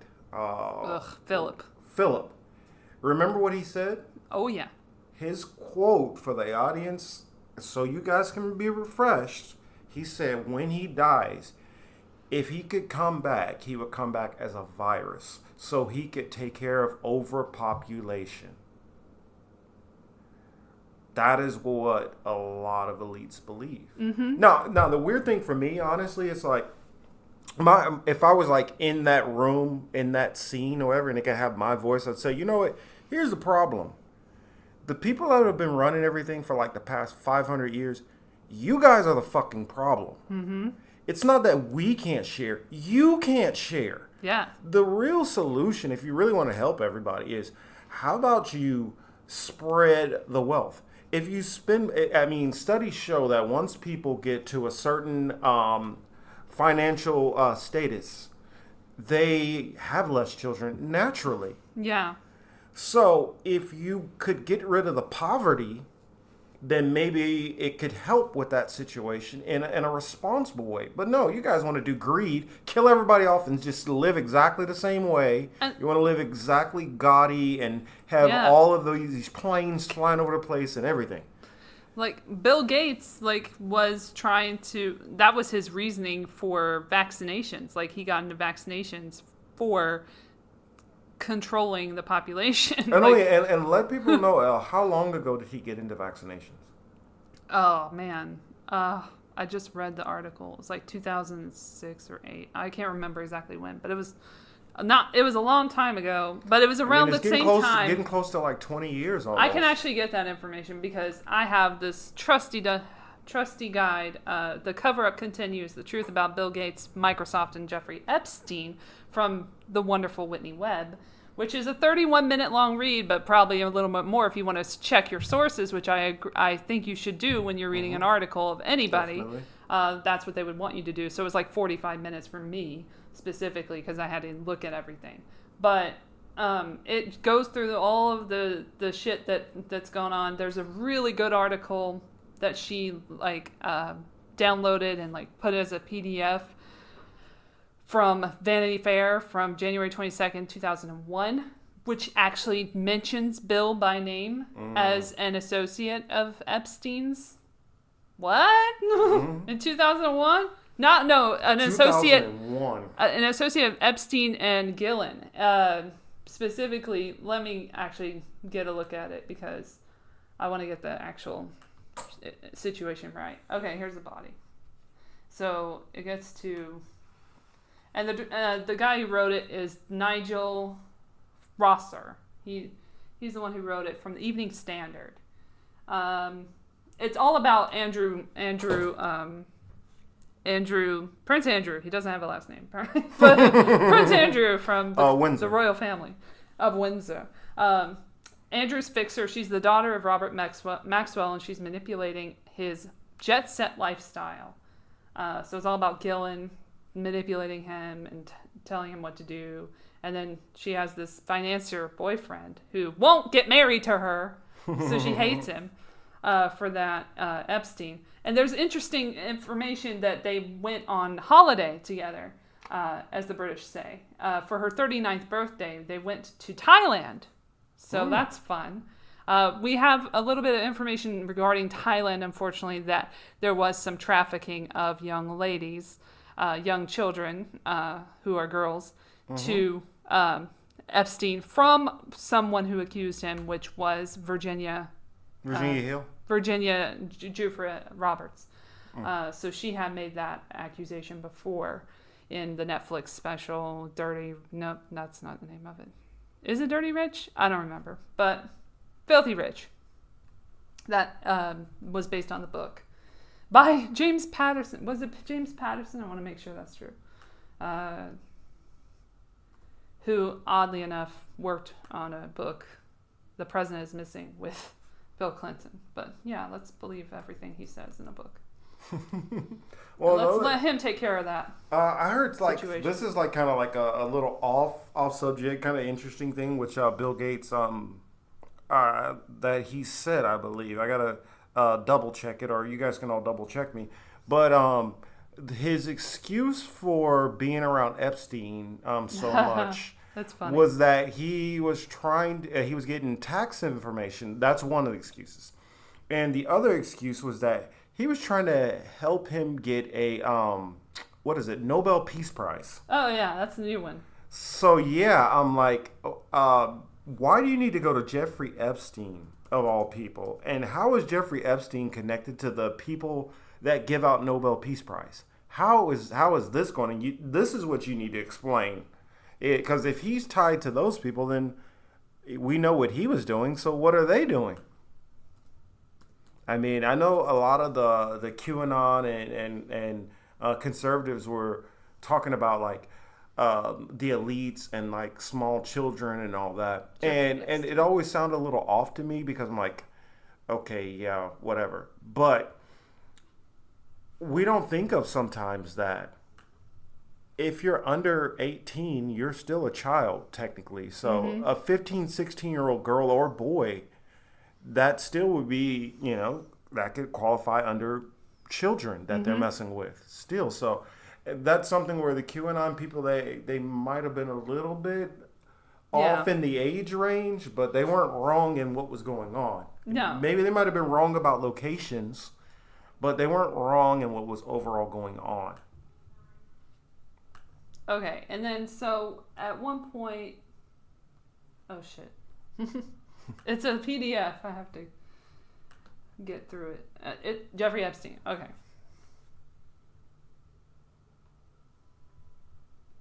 Just 1 second. Okay. Here we go. Not that one. It talks about a party they went to and everything. I think Harvey Weinstein's mentioned. It's like everybody. Well, when you start looking through their notes, you start realizing it's like a who's who of different elites. She found out this was scrubbed from the internet and it was on archive, so she like archived it for herself. Well, and I asked the question: if we're all just crazy conspiracists, why is this stuff getting scrubbed from the internet? Yeah, what's that about? Also, his website, after he died in the jail cell with no one watching him with paper sheets by hanging, which is normally not happening to anyone, but was accepted as the truth then. After that happened, you know, his website for his little foundation, Jeffrey Epstein VI, which I had checked out beforehand, was nowhere to be seen. I had to go to archive.org to find it. So they scrubbed that after he died. And it was super strange. And then I don't think I knew about Boris, like the guy who was who worked as an engineer in the Bill and Melinda Gates Foundation, was the executor or named as the executor in his will. And she shows in this article that he like denied. He was like, oh no, I don't want to do that. Like I'm good. I don't know why he said that he wanted me to do it. But like there's a lot of connections to Microsoft and the foundation and everything within her article. So specifically there's this part, which is interesting because when you think Epstein, you don't think Bill Gates first. But in this article, for some reason, he came up first. Epstein was a guest at the Queen's birthday party at Windsor and traveled with Gilling to Andrew's country weekend at Sandringham before Christmas. He has made many millions out of his business links with the likes of Bill Gates, Donald Trump, and Ohio billionaire Leslie Wexner, whose trust he runs. How does he come last after Bill Gates and Donald Trump? Well, and especially with the stuff that's happened concerning him over the past year. It's been a lot of news about him in particular. Yeah. Which I'm pretty sure you all know. We won't go into that. And we didn't even hear anything about his goings-on with Jeffrey Epstein after a certain amount of time. No, you would think that they... Until the vaccines. Isolated different thing. Now, all of a sudden, they're together. Now the vaccines have been distributed. Everybody's lining up to get jabbed. And now we can hear about Bill and Jeffrey and their whole best friendship. And now it's totally okay in the media to mention it. It's funny to me how, you know, it's like you can only talk about certain stuff at certain times. Exactly. And it's like, let's go to a so-called conspiracy theory, which I feel like it's benign to be able to talk about at this point because mostly everybody's dead who has been involved. But let's go to Kennedy assassination. If you start talking about the Zapruder film at all, I mean, that was enough where you could have probably gotten picked up by a black van. Mm-hmm. Now it's talked about as like, oh, well, maybe that probably has some light to it. Maybe that's something to it. I mean, me doing a lot of experience with weapons and shooting, the magic bullet theory, I was like 12 and I was like, get the fuck out of here. That's ridiculous. You're not going to tell me that a bullet is going through all of these different things and is going to come out even close to mint condition. I mean, just hitting a bone, it starts tearing up. And most people don't realize most bullets are lead. Mm-hmm. Lead is malleable. It's already hot, and it's hitting a hard surface. What is it going to do? Smash. Duh. So, I mean, and you're saying that it's went through bone, metal, fabric, vinyl, then some more bone, and then more fabric and vinyl, then more bone to fall out on the floor. Huh? What kind of, how strong was the rifle he was shooting for it to, or what kind of grain count did he have in those rounds for it to propel that bullet that far, that hard? I mean, that almost sounds like he's shooting with hollow points or something. That was the first time you should be like, if you were alive then, you should be like, wait, the government's totally full of shit. And the news is full of shit. Everyone's full of shit. And Jack Ruby and that whole thing. Yeah, how he got crazy. Killed off so well. And he had ties to Russia, of course. And well, if you start looking into what was it, the Clay, Clay Peterson or something? I can't remember his name, but he was the only guy which they ever took to trial. And I mean, you guys can see it in the Oliver Stone movie if you're not familiar with JFK. Mm-hmm. But we watched that in class. But I watched it. I watched it in school also. That's how. I mean, that was at the time. You know, like these situations, like they looked at it as like you're a QAnon, equivalent to a QAnon person in those days. If you even mention that stuff at earlier times, it could get you in a lot of trouble. Now it's like, talked about as like, yeah, maybe this is possible. Kind of like with the whole lab leak situation. And the UFO thing. You were getting persecuted before. Now you could talk about it. I mean, the UFO thing, I have so many theories and thoughts on that. And for those who don't know, I'm a very, very religious, I guess so-called religious person. I'd say a person of faith. I'll just say I believe in the Bible. Okay. And my understanding from the Bible, there's clear indications to flying objects throughout the Bible. Now, Ezekiel too. I mean, you can go Ezekiel, Revelations, Isaiah. I mean, there's multiple ones, and it talks about, even in the Old Testament, it talks about Christ being taken up in a whirlwind and taken away in a cloud. Well, if you were in the times where you don't even have aircrafts, what would you call this stuff? All you can do is describe it as stuff you know of. Yeah. Clouds is the only thing you see that high in the air. So, yeah, he got taken away in some kind of a cloud. It talks about, like, wheels inside of wheels. Yes. I remember this. It talks about chariots in the sky. I was going to mention that. I mean, hello. Another thing which I tell people all the time, I don't know why it never clicked to me. Think about one of the most famous Negro spirituals, and they show it in almost every single slave movie I've seen. Swing Low. Sweet Chariot. Sweet Chariot. As far as I remember, chariots are not in the air. So what were they? Obviously, these slaves had a concept of some kind of flying object coming to save them.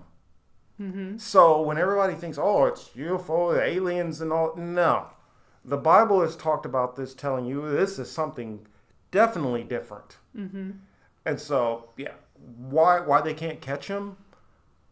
That makes perfect sense. If it was from a creator who created everything, of course he could break our so-called rules of science and physics and do all kind of stuff. Also, I would think if it is getting closer to, say, a judgment day and all kind of more calamities going on, it would make sense that so-called UFOs would be appearing more. Mm-hmm. Because I look at it like this. How I see it is it's almost like, okay, let's check out and see what the enemy has before we get ready to launch this major attack. Let's check them out. Let's check their defenses. Okay. They take that long dick symbol. All right. They're able to mass this amount of people. Okay. This is what their planes can do now. They're just testing out to see what level of technology you're at. So when they come in and they get involved, it is going to be a slaughter. That's what they're doing. Mm-hmm. It's like, okay, so there's no margin for error. We're going in. It's kind of like this. I'll use this one scripture as an example. It talks about and measure out the temple. They're measuring out the temple right now. They're just like, okay, check this out. How fast? How much power are we going to use against them? That's all I see that's going on. Now, people could say I'm completely crazy. That's fine and dandy. Mm-hmm. But explain what these are and explain why many scientists will tell you that we live in a closed atmosphere. If we're in a closed atmosphere, then how did these things get into it? That's a good question. And so obviously they have the ability to get through that atmosphere, but we don't. So anything that they're flying in is 100,000 times more technologically advanced than what we have. Yes. And so if you want to fight them, you're fucked. Mm-hmm. That's all I can tell you. Well, I want to fight Bill Gates because I'm bringing it back to him. Well, I will. You know what? I'll give a little bit of what I believe. And what the Bible tells you this too. For those who are at the top and doing all this shit, I feel like he has first strings. Is going to be last. Is what it says. So, I mean, almost imagine like the world being flipped upside down. Everybody who's at the bottom, just like changing places. Eddie Murphy, Trading Places, and what was it, Dan Aykroyd? Yeah. Yes. Just imagine that movie on a global scale. Yeah. That's what's coming. So that's why part of me kind of like, once I started coming to that realization, I was able to relax with like, no, have your fun. Oh, yeah. Do all that. Do it. Well, he's being sacrificed now. So live it up. They'll all be sacrificed eventually because nobody's going to get away from the people at the tip top. Well, what it says in the Bible, like when that judgment day comes and all that, it talks about how they're going to be hiding away in their holes and shelters and all that, thinking that, oh, everything's going to be fine. And then the hunters are coming. And they're worried about that too, because they make a lot of movies about getting hunted. Exactly. Here's the thing which I want to get across to everybody, and I'm not necessarily trying to convert people into, the Bible or anything right now. If you just take the words and listen. All I'm saying is that these people, whether you believe in the Bible or not, they do. Now, they might pretend that they don't. They might not follow anything, but they believe in what it says in there. They believe that is coming towards them. I mean, and you can literally look at just some of the over-the-top things, how they'll freak out on something that seems like it's benign or doesn't make sense to anybody else. But to them, they understand if you start peeling away at this layer, you'll start finding things. And so their goal is, no, you can talk about this, you can talk about that. That's the reason why you might see, they might even have on CNN some fiery person talking about this one issue here or there. But on certain other issues, nope. We don't go into that. Big Pharma rules all now. Mm-hmm. And that's why I wanted to get to the new initiative. It's not that new, but COVAX from the Bill and Melinda Gates Foundation. So you hear about Bill and Jeffrey and their close ties, and that scared Melinda so much that she wanted to divorce him like 10 years later. But, or however many years later, a few years later, she was like, I'm done. I can't anymore. Maybe it's a pinky in the brain just finally said, not enough. We can't do it anymore. And I know you want, every night you wake up and say, let's take over the world. But okay, I think I'm done with trying to take over the world. I think I'm done with this. At the same time, they're talking shit about Bill Gates and like the Daily Beast and all these other like mainstream outlets. They're still promoting the Pfizer and all of these vaccine companies. I mean, the drug manufacturers who make the vaccines, which it can't really be called vaccines at this point because we're in the untested, clinical trial period. Mm-hmm. And you have to have years for clinical trials. Keep that in mind. Yes. And so they're distributing them worldwide through the WHO. There's the WHO again, alongside CEPI, C-E-P-I. Damn it, if I fucking forgot what it was called. Coalition for Epidemic Preparedness Institute is what I want to say it is. I think that's pretty much correct, but I want to make sure. Because that's also an organization from Bill and Melinda Gates Foundation. CEPI. Okay, they do have it here. Okay, yeah. Coalition for Epidemic Preparedness Innovations, excuse me. And that is, let's see when that was established. 2017, just 4 years ago. And they are working alongside UNICEF to distribute vaccines to the poor in all these hard-hit countries, as they say. Yeah, I noticed that the vaccinations, their number one places where they love to go to is always Africa and India. Oh, yeah. And it's because those are two of the largest populations. And I also noticed, why is it that you go to the places of minority populations that are high? Well, I mean, it's always over there. The only reason why they don't go to China and do it is because China doesn't allow a lot of foreigners to get in and just randomly do shit like they like to do. Or I believe they would be in China also. Also, it's Gavi who's working with them as well, which is the aforementioned, the Vaccine Alliance. Global Alliance for Vaccines and Immunization. I finally figured out what it was called.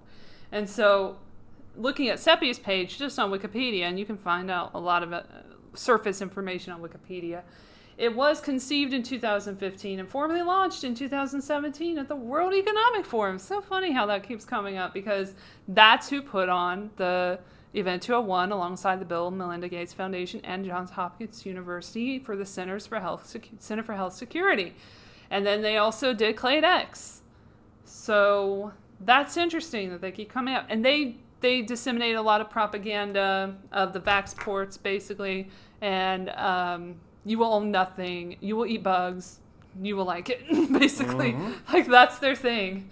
And then Klaus Schwab, our wonderful leader of that organization, the founder, had written a book, which I had already read to you guys. You can listen to the reading, the super awkward reading of it's very super awkward, of the COVID-19, The Great Reset book. So that was fun to fucking record and have catharsis while doing so.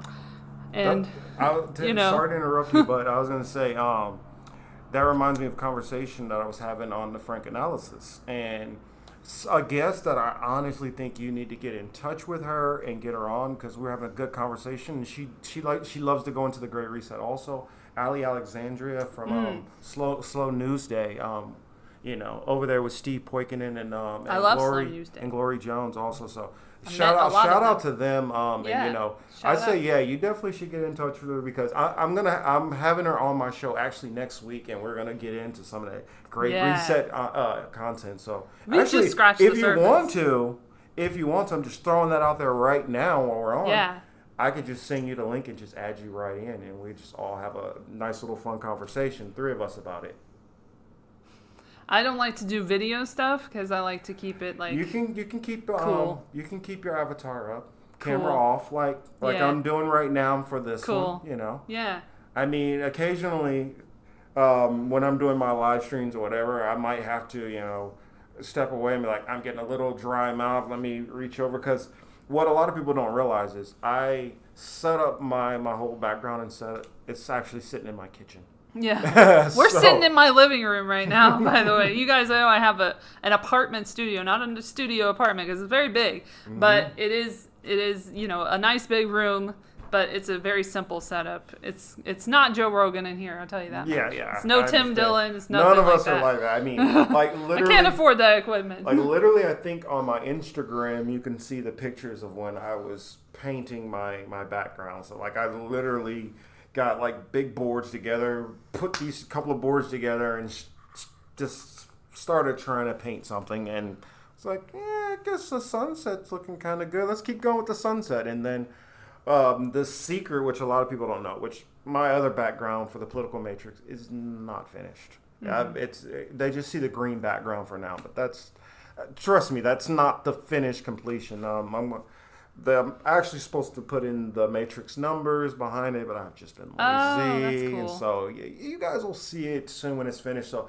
like I honestly, like I flip the backboards for whichever show which I have going at the time. That's cool. And so literally I'll just click the camera off, open the fridge up right next to me, and grab something to drink or a snack real quick.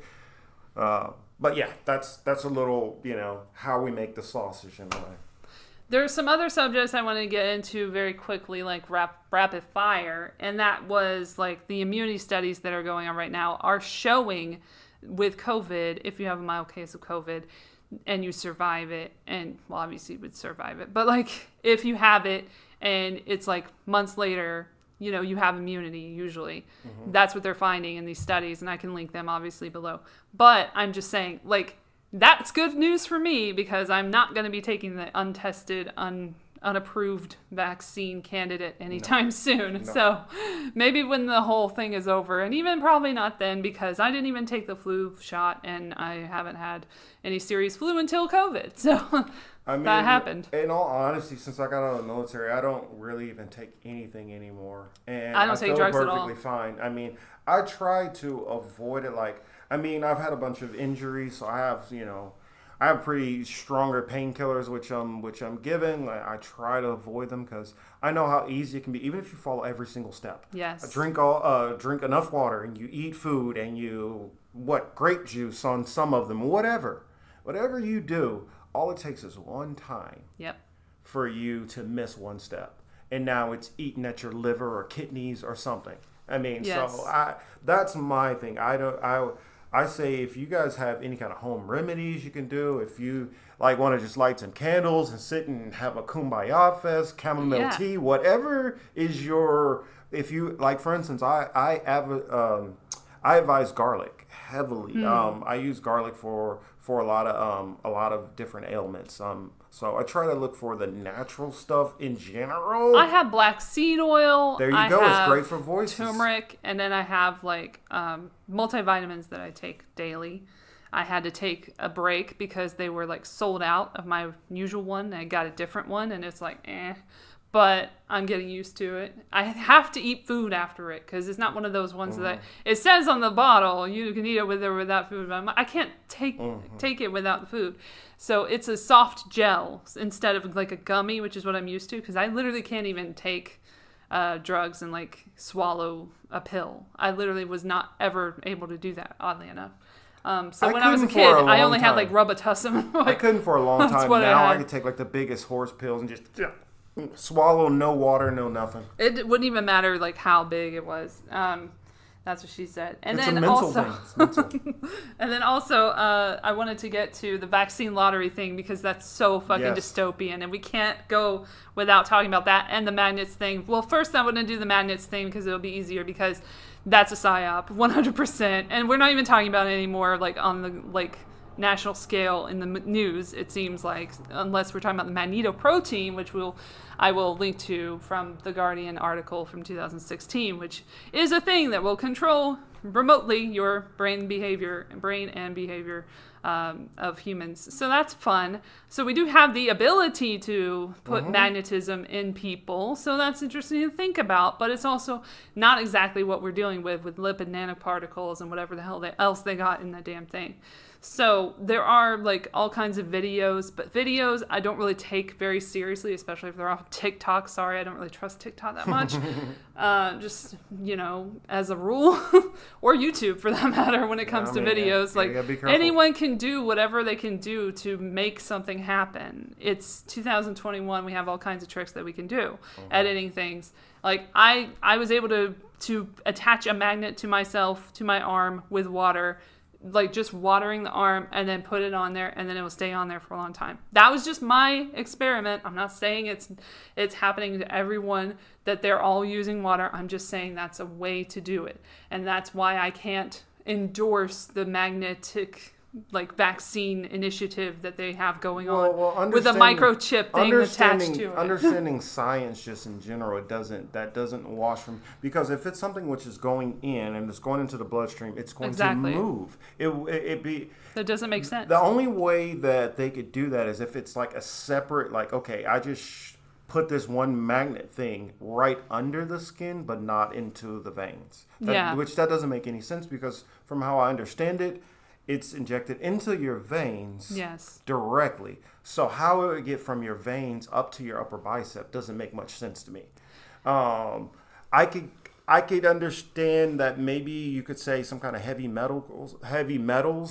That has happened. Aluminum. That could be just like throughout and that could be within your bloodstream overall. So you can probably put that magnet anywhere. It's not that, okay, this is the microchip. It's just you have heavy metals in your body. And that's when I knew that there was a psyop coming out. And I knew that the media was going to get a hold of this shit. Well, like the mainstream media. If they could take it, Take it and make the people look silly. Yes. In any kind of way or start to discredit. That's what and a lot of people took that bait and were going around saying, put a magnet on your arm. Yes. And so what happens is when they talk to their buddies who are vaccinated, then you look like an idiot, especially if you put the magnet there and it doesn't do anything. Yes, and there was an article from BBC, the British bullshit channel, which also loves pedophiles. Or Billionaire Boys Club. Jimmy Savile from that one, who's also with, the people in the royal family. It just so happens that they all hang out together.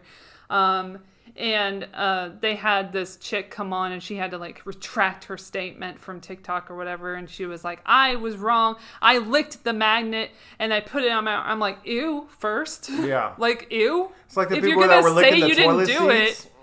Say something smart, like I put water on my arm like a normal person, not like you licked the magnet. That's disgusting. Because she was already a little probably mentally compromised. Or she was like told to say something and she like came up with that brilliant one. Well, they probably told her that she's probably one of those people who has a large following. They're like, hey, your stuff's about to be gone. Oh, she had a large following, Oh, yeah. Well, then they threatened. Yeah, they did whatever they did, and then she like came in and she was like, I'm sorry, it was not me, I didn't do anything, blah, blah, blah. So there's that, and then the vaccine lottery, because we're getting so many shots in arms. We need to pay people to get shots. Yes. Because that makes sense. And give away free tickets to stuff. And free fries. Who doesn't want fries? What that's telling me is that's it's not bullshit. about health. What it's telling me is bullshit. You're not getting people vaccinated. And what it is a much higher percentage of people don't trust this vaccination than they're letting on. They're making it seem, oh yeah, everybody's getting it. Don't get me wrong, there are a bunch of people getting it, but they're making it as if like, no, it's that very, very, very small percent, like 10% of people who are not going to get it or whatever. Yeah, vaccine hesitant people. And the people who haven't got it yet, it's because they just haven't found the time. Or, they're waiting for everybody else to get it, and then they'll get right in line. It's not that they're it's not going to take it at all. They just haven't yet. At first, it was false scarcity because they're like, okay, you can only get this jab here or shot here. You got to go here to this thing. I'm sorry, we don't have them everywhere. We're trying to get them. Like Trudeau and fucking Canada was like, I'm sorry, we can't give them all the vaccination. And then everybody's like, oh, we have a lockdown again? Oh, fuck those fucking vaccine people. Like, they should have given us vaccines. I hate Trudeau because he didn't give me vaccines. Girl, no. You're not understanding this situation. Be happy you're not getting and then the variants probably come from the vaccine, but we're not allowed to talk about that. They might come from them. What I'll say is, on the variants thing, you guys just pay attention to what's going on and then give it 3 months. Mm-hmm. Because what I find, what's going on in the media, everything you say or come out and start saying, automatically gets, nope, can't trust anything they're saying. Everything they're saying is false, conspiracy, false. Snopes is coming after you. Censor. And then they start to kind of loosen. You know what? Well, maybe. We'll walk it back. You might have a point there. I guess Trump wasn't totally wrong about the Wuhan thing. But at the same time, that doesn't take us off of those new algorithms. That doesn't take away all the censorship. That doesn't take away you discrediting us on mass platforms. That doesn't erase all that. Because you're not going to come back and be like, you know what?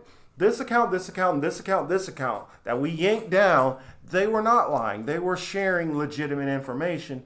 Yes. We just didn't like the slant. I mean, I've heard reporters come out and say, well, I just naturally just trusted Fauci, admitting that they just had a natural bias to trusting him. Not that his information was correct. It's just like, the people that I trust him, so I'm going to trust him. And we got to stop doing that. Yes, and also Fauci has lied before. He has been compromised before in what he has said and done in the 80s and 90s. So he is not new to this game. This is what he does. Well, Kerry said himself, Kerry Mullis, the inventor of the PCR test and Nobel Prize winner in science. He was a molecular biologist or whatever, and he... supposedly, I don't know how, but he got pneumonia and died in August 2019. Don't know how that happened. Right before Event 201, 2 months later, and then the outbreak happened after that.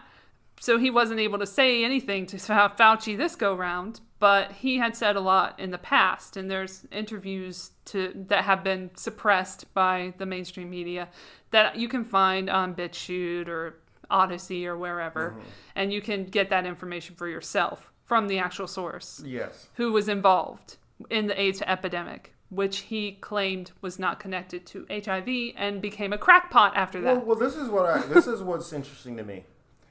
Most of these people, they're able to say, you know what? Neera Tanden, for instance, she's been a horrible actor the whole time, her whole political life, but she keeps going up, up, up, up. Michelle Wallace. Horrible part of the Bush administration, but now she's whitewashed and she keeps going up. And what we see is this trend of no matter how shitty you are, or Nicole Wallace. Sorry, I have to fact check. I'm sorry. Well, no, I probably need to have you around more often because I know what I mean to say, but it comes out differently, and then people will take that to heart. He said this. He was not, and everybody else, 99% of the people will know what I mean, but you get that one asshole who wants to twist words. So thank you for correcting that. But I just know a lot of her stupid shit. But these people, they just fail up, and it's and what you start to realize. across the board, whether it's politics, whether it's the medical industry, whether it's this. Once you get to a certain level, you can only fail up. Mm-hmm. The only way to fail down, you don't fail down, because when you're telling the truth, you get thrown down. When you fail, you get promoted. So correct. Do that math. Mm-hmm. And specifically about the lottery situation, they were even mentioning doing it in North Carolina, where my mother lives with her family, and she was even like joking that, oh, maybe I'll go ahead and enter it and then get my next shot or use my vaccination status that I already have. But I was like, Mother, don't say that. She was like, it's a joke. And I'm like, I don't care. Yeah, Please stop saying these things. I try to tell people, hey, make your own decisions. I'm just saying that I've always been more cautious in general. And so I advise caution in these times. I know it can be easy to just trust whatever anybody says, but you got to be careful. Also, this is in New York. Okay, they have the Excelsior Pass, which is the vaccine passport that they use in New York. And then now they have the vaccine lottery with Cuomo. And this dude was already Me Too'd and nothing happened. And he already killed a whole bunch of people in nursing homes. Nothing happened before that. Like, how much does it take to get And he's even hot water right now with the nursing home thing, and it's being suppressed. It's a cover-up. It's like a literal cover-up. Mm-hmm. Like, they covered the numbers. They changed them. It's absolutely ridiculous. And, and now this dude's talking to people every day like he's a dictator and shit. And offering them fries. And the other guy's offering them fries.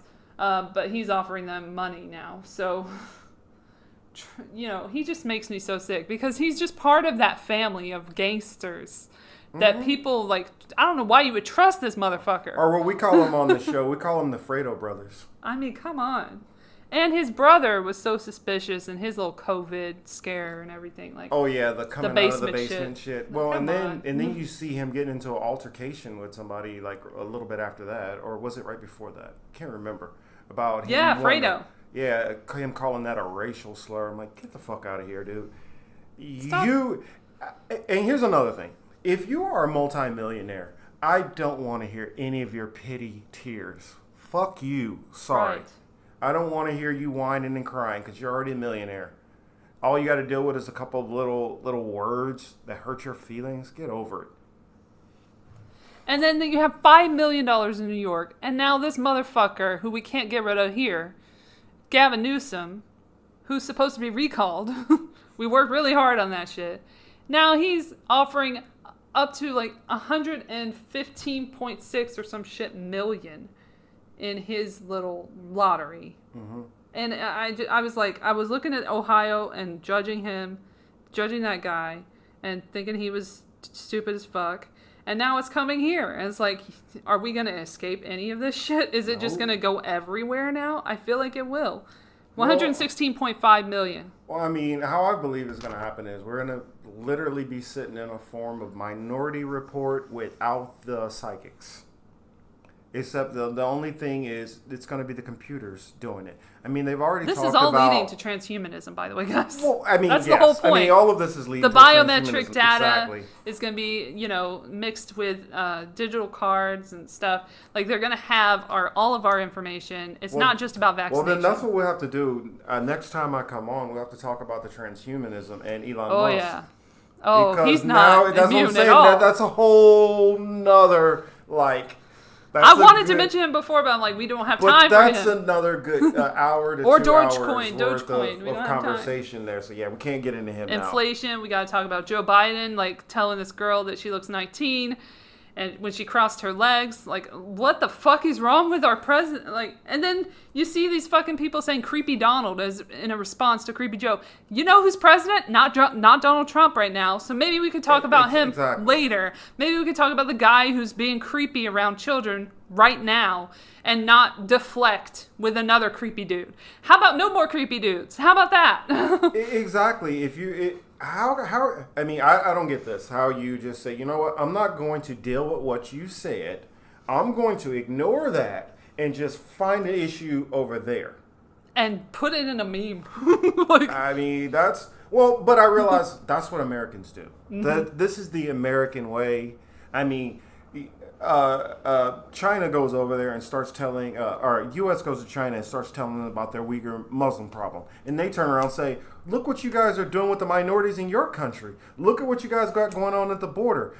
Don't dare talk to us. And then if you look at, I'm going to do a video on it on this channel, because I forgot, I am live right now.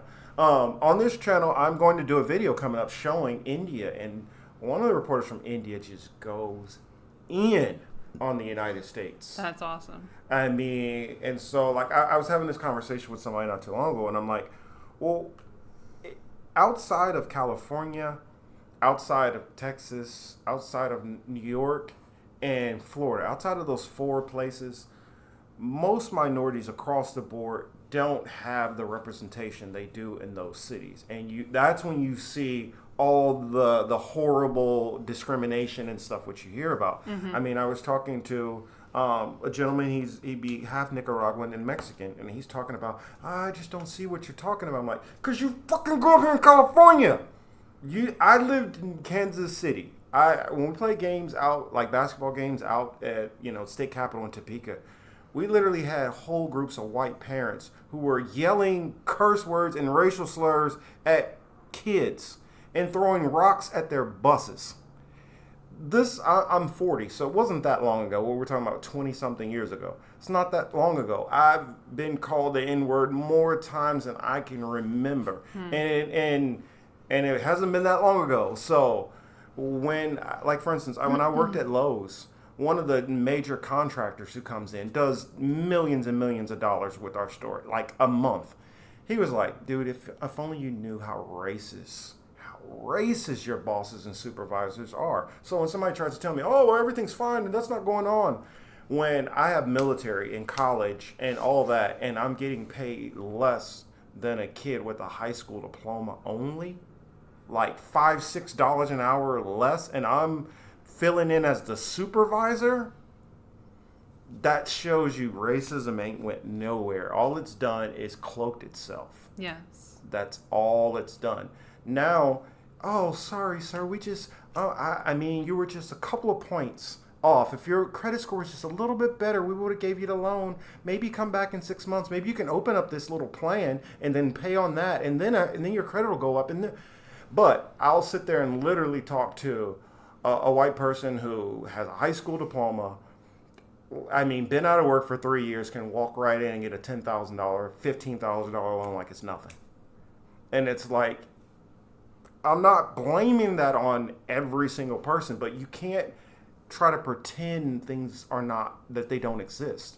It's a system. Yeah, it's a system. And even if I'm able to beat the system and get around it, or other people are, what about that community as a whole? I can't just say, well, hey, I got mine, I'm good now. Well, fuck my community. No community does that, but minority communities. And the reason why is because of the Stockholm Syndrome and just the oppression and the PTSD that's been put on those communities that has allowed them, hey, I just got to be happy that I'm okay. That's the mentality. It's not like, well, I know all these people around me, they're struggling, and I know that they're going through all the shit which I was going, but I can't focus on that. I just got to take care of me. That's what you have going on in a community. That's the reason why you see a community staying completely at the bottom, and this system keeps the foot on our necks. It does. It very much does. And I wanted to get to Palestine because that was such a big issue before this week. Yeah. Somehow it became not such a big issue in the media after $735 billion were given to here's what Israel. I can do. I can in a proposal. We can tomorrow I can set up a live and let you take over my show, and you can drill me on these questions, because there's so much I can say, and I can't go into it too much because I'm trying to make sure to keep my mental note that you do got a show too that you got to run tonight, so don't make sure you're too late for your show. But I trust my co-hosts. I've already told them, hey, you guys know, make sure you're on time, blah, blah, blah, blah, good to go. So yeah, I want to wrap everything up now because it's been 2 hours and we weren't even supposed to go that long, but it just got crazy. Yeah, I mean, Shit got crazy. and everybody knows that. I'll go with the topic. I got an opinion on damn near everything. So I had a lot on my list though. It's like 7 things. Then 8 things. Tomorrow, actually, or maybe we should. When will you post this one? Probably tomorrow. Okay, then what I'll do is tomorrow evening. We can do it later, so then we'll go live for part 2. Tomorrow evening. Sounds good. I'll give you a call. I'll shoot you a call. Okay, perfect. Because there's just so much news this month. It's insane. Like, yeah, I mean, dystopian city. Like, that's crazy. the reason why on this channel, my What I've Been Thinking channel, I haven't even really put too many videos. Because a lot of times I like to add the clips and all that, but it's just been way too fast. And then I have a lot of work which I've been doing on my Hebrew apologetics page because I'm trying to build up a case before I start making certain declarations. For sure. And so that's what I've been doing like all last week and the week before. That's what I do during the month. People don't understand that. I put a lot of like shit out there on Twitter and I use it on the show. But like that's sort of for me to like go back to it and like reference it.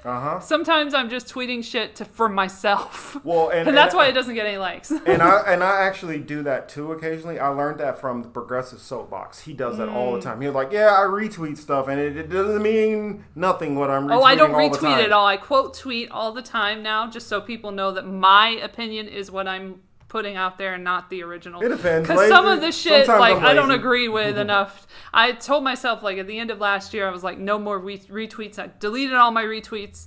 And then I started over with quote tweeting stuff just so I could fact check everything that I put my eyes on because I don't trust anything anymore. Well, I do read through the stuff I retweet, though, first, so. Well, I just wanted to make sure that people know how I feel about the thing that I'm tweeting, because some of these motherfuckers will say one thing at the beginning of the article, and then they say some shit at the beginning, at the middle, and I'm like, well, no, we didn't need to bring that up. Why are you bringing that up? Because it has to be a narrative. Yes, definitely. It can't be just the news. Like, some websites, you know, you can just get the news, like scientific websites, you know, medicinal, like, pages and stuff. But you can't get that for, like, regular news because they always have to have something about Trump or Joe or whoever the fuck they want to put in there. Well, speaking of that, like, I guess the last thing I'll say on that is, like, I love how their ratings have been dropping like a stone. I mean, I think I heard CNN has been struggling. They have not been able to crack 1 million views in their top demographics. Good. And I completely love not it. news. It shows that the generation a little bit younger than me, they're wising up and they're not watching that crap. We shouldn't anymore because, like, we have history as our guide, and that's what is so important, to really know your history. Like, so many people just need to, like, look into the past because it repeats. It really does repeat. It is repeating now, so we need to be aware. Please check out my channels. I do a lot of historical stuff. He does have some really good information and good sources. Go dig back to, like, some of the stuff. Like, I'll watch a show I did like a year ago and be like, huh, damn. Wait a minute. That tie right there is tying to this. Yes, and I find that too. That I was like, wait a minute. I was already kind of leaking some information. I found that in my YouTube comments. I was like, wait a minute. When I was deleting some, I was like, wait a minute. I'm not deleting that one because that was a really good point. Oh, that's connected to this and that's connected to this. It's all connected. Like one of my favorite ones, which it's like one of my lowest view episodes, but I did a lot. I put so much work into it. I was going through the presidents, and what was it? Because Joe Biden was like, Trump is the first racist president we've ever had. No, the fuck he isn't. I literally went through every single president and showed how they were racist and what they were racist on. Because some were just racist on blacks, some were racist on the natives, some were racist on the Irish population. Depends. And so I put, if they're racist on the Asian population, and I put all of those things in there to show. Well, we have maybe like 4 presidents that you can say maybe weren't racist. Maybe. And I'm that doesn't include Bill Clinton, by the way. Does not. Does not. Not at all. Well, I even put like a category like racist, non-racist, maybe.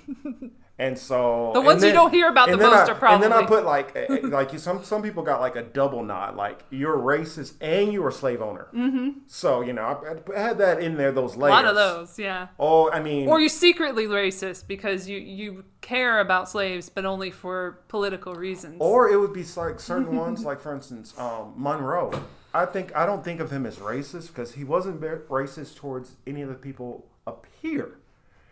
He was racist towards everybody in South America, though. The stuff which he was doing in South America with the whole Monroe Doctrine, right? I mean, it's bad. So, yeah, sorry. I'm about to go into another topic. Learn history. Yes, learn history. And thing. On my hero apologetic ones, I go into ancient history. So we're talking about Sumeria. We're talking about ancient Babylon. We're talking about ancient Egypt. We're talking about ancient Greece, the Assyrians. And I also start bringing you in touch with how these societies intermingled, interacted. Because what I realized is going into the Bible, a lot of people don't understand the geography and wars and customs. And when you start understanding that, you get a much more vivid picture of what the Bible's trying to tell you. And some things where it says like, and this was destroyed. It's more impactful, the destruction, than it's letting on in a couple of little sentences. So I try to bring out some of that, make it pop alive. We'll talk about that with the transhumanist discussion about ancient civilization because I really like to get into that topic. Mm-hmm. My mother was like letting me go on and on about it, and it just felt so good to like have something to agree with her on for once, mm-hmm. Not have like any kind of disagreement, and like especially the Palestine thing because she's definitely on that side. Tomorrow we got to talk about that. I mean, we got to talk about all of that shit and how it relates to each other, and how we relate to each other. I'm trying to get Miko Peled on my show. I'm not sure if you're familiar with him. To your audience, he wrote a very famous book out of Israel called The General's Son. Oh. And if you're not familiar with it, it goes into basically like how his father was kind of like Israel's version of George Washington. Oh, okay. So he's like one of the early signers of their declaration and stuff like that. So I'm working on that. Don't hold me to it that I'll get in there, but I'm working on it. Well, I'll link to the channels below, and thank you guys so much for listening, whoever's listening. We really appreciate it. Have a great weekend. Rest of the weekend and the week after that, and then a good June. Hopefully it'll get a little less weird then. Yes, or probably get more weird. I don't know. I see you out there, Ed. Shout out to DJ Elf7. Thank you so much for listening, and have a great day. Have a good one. Bye.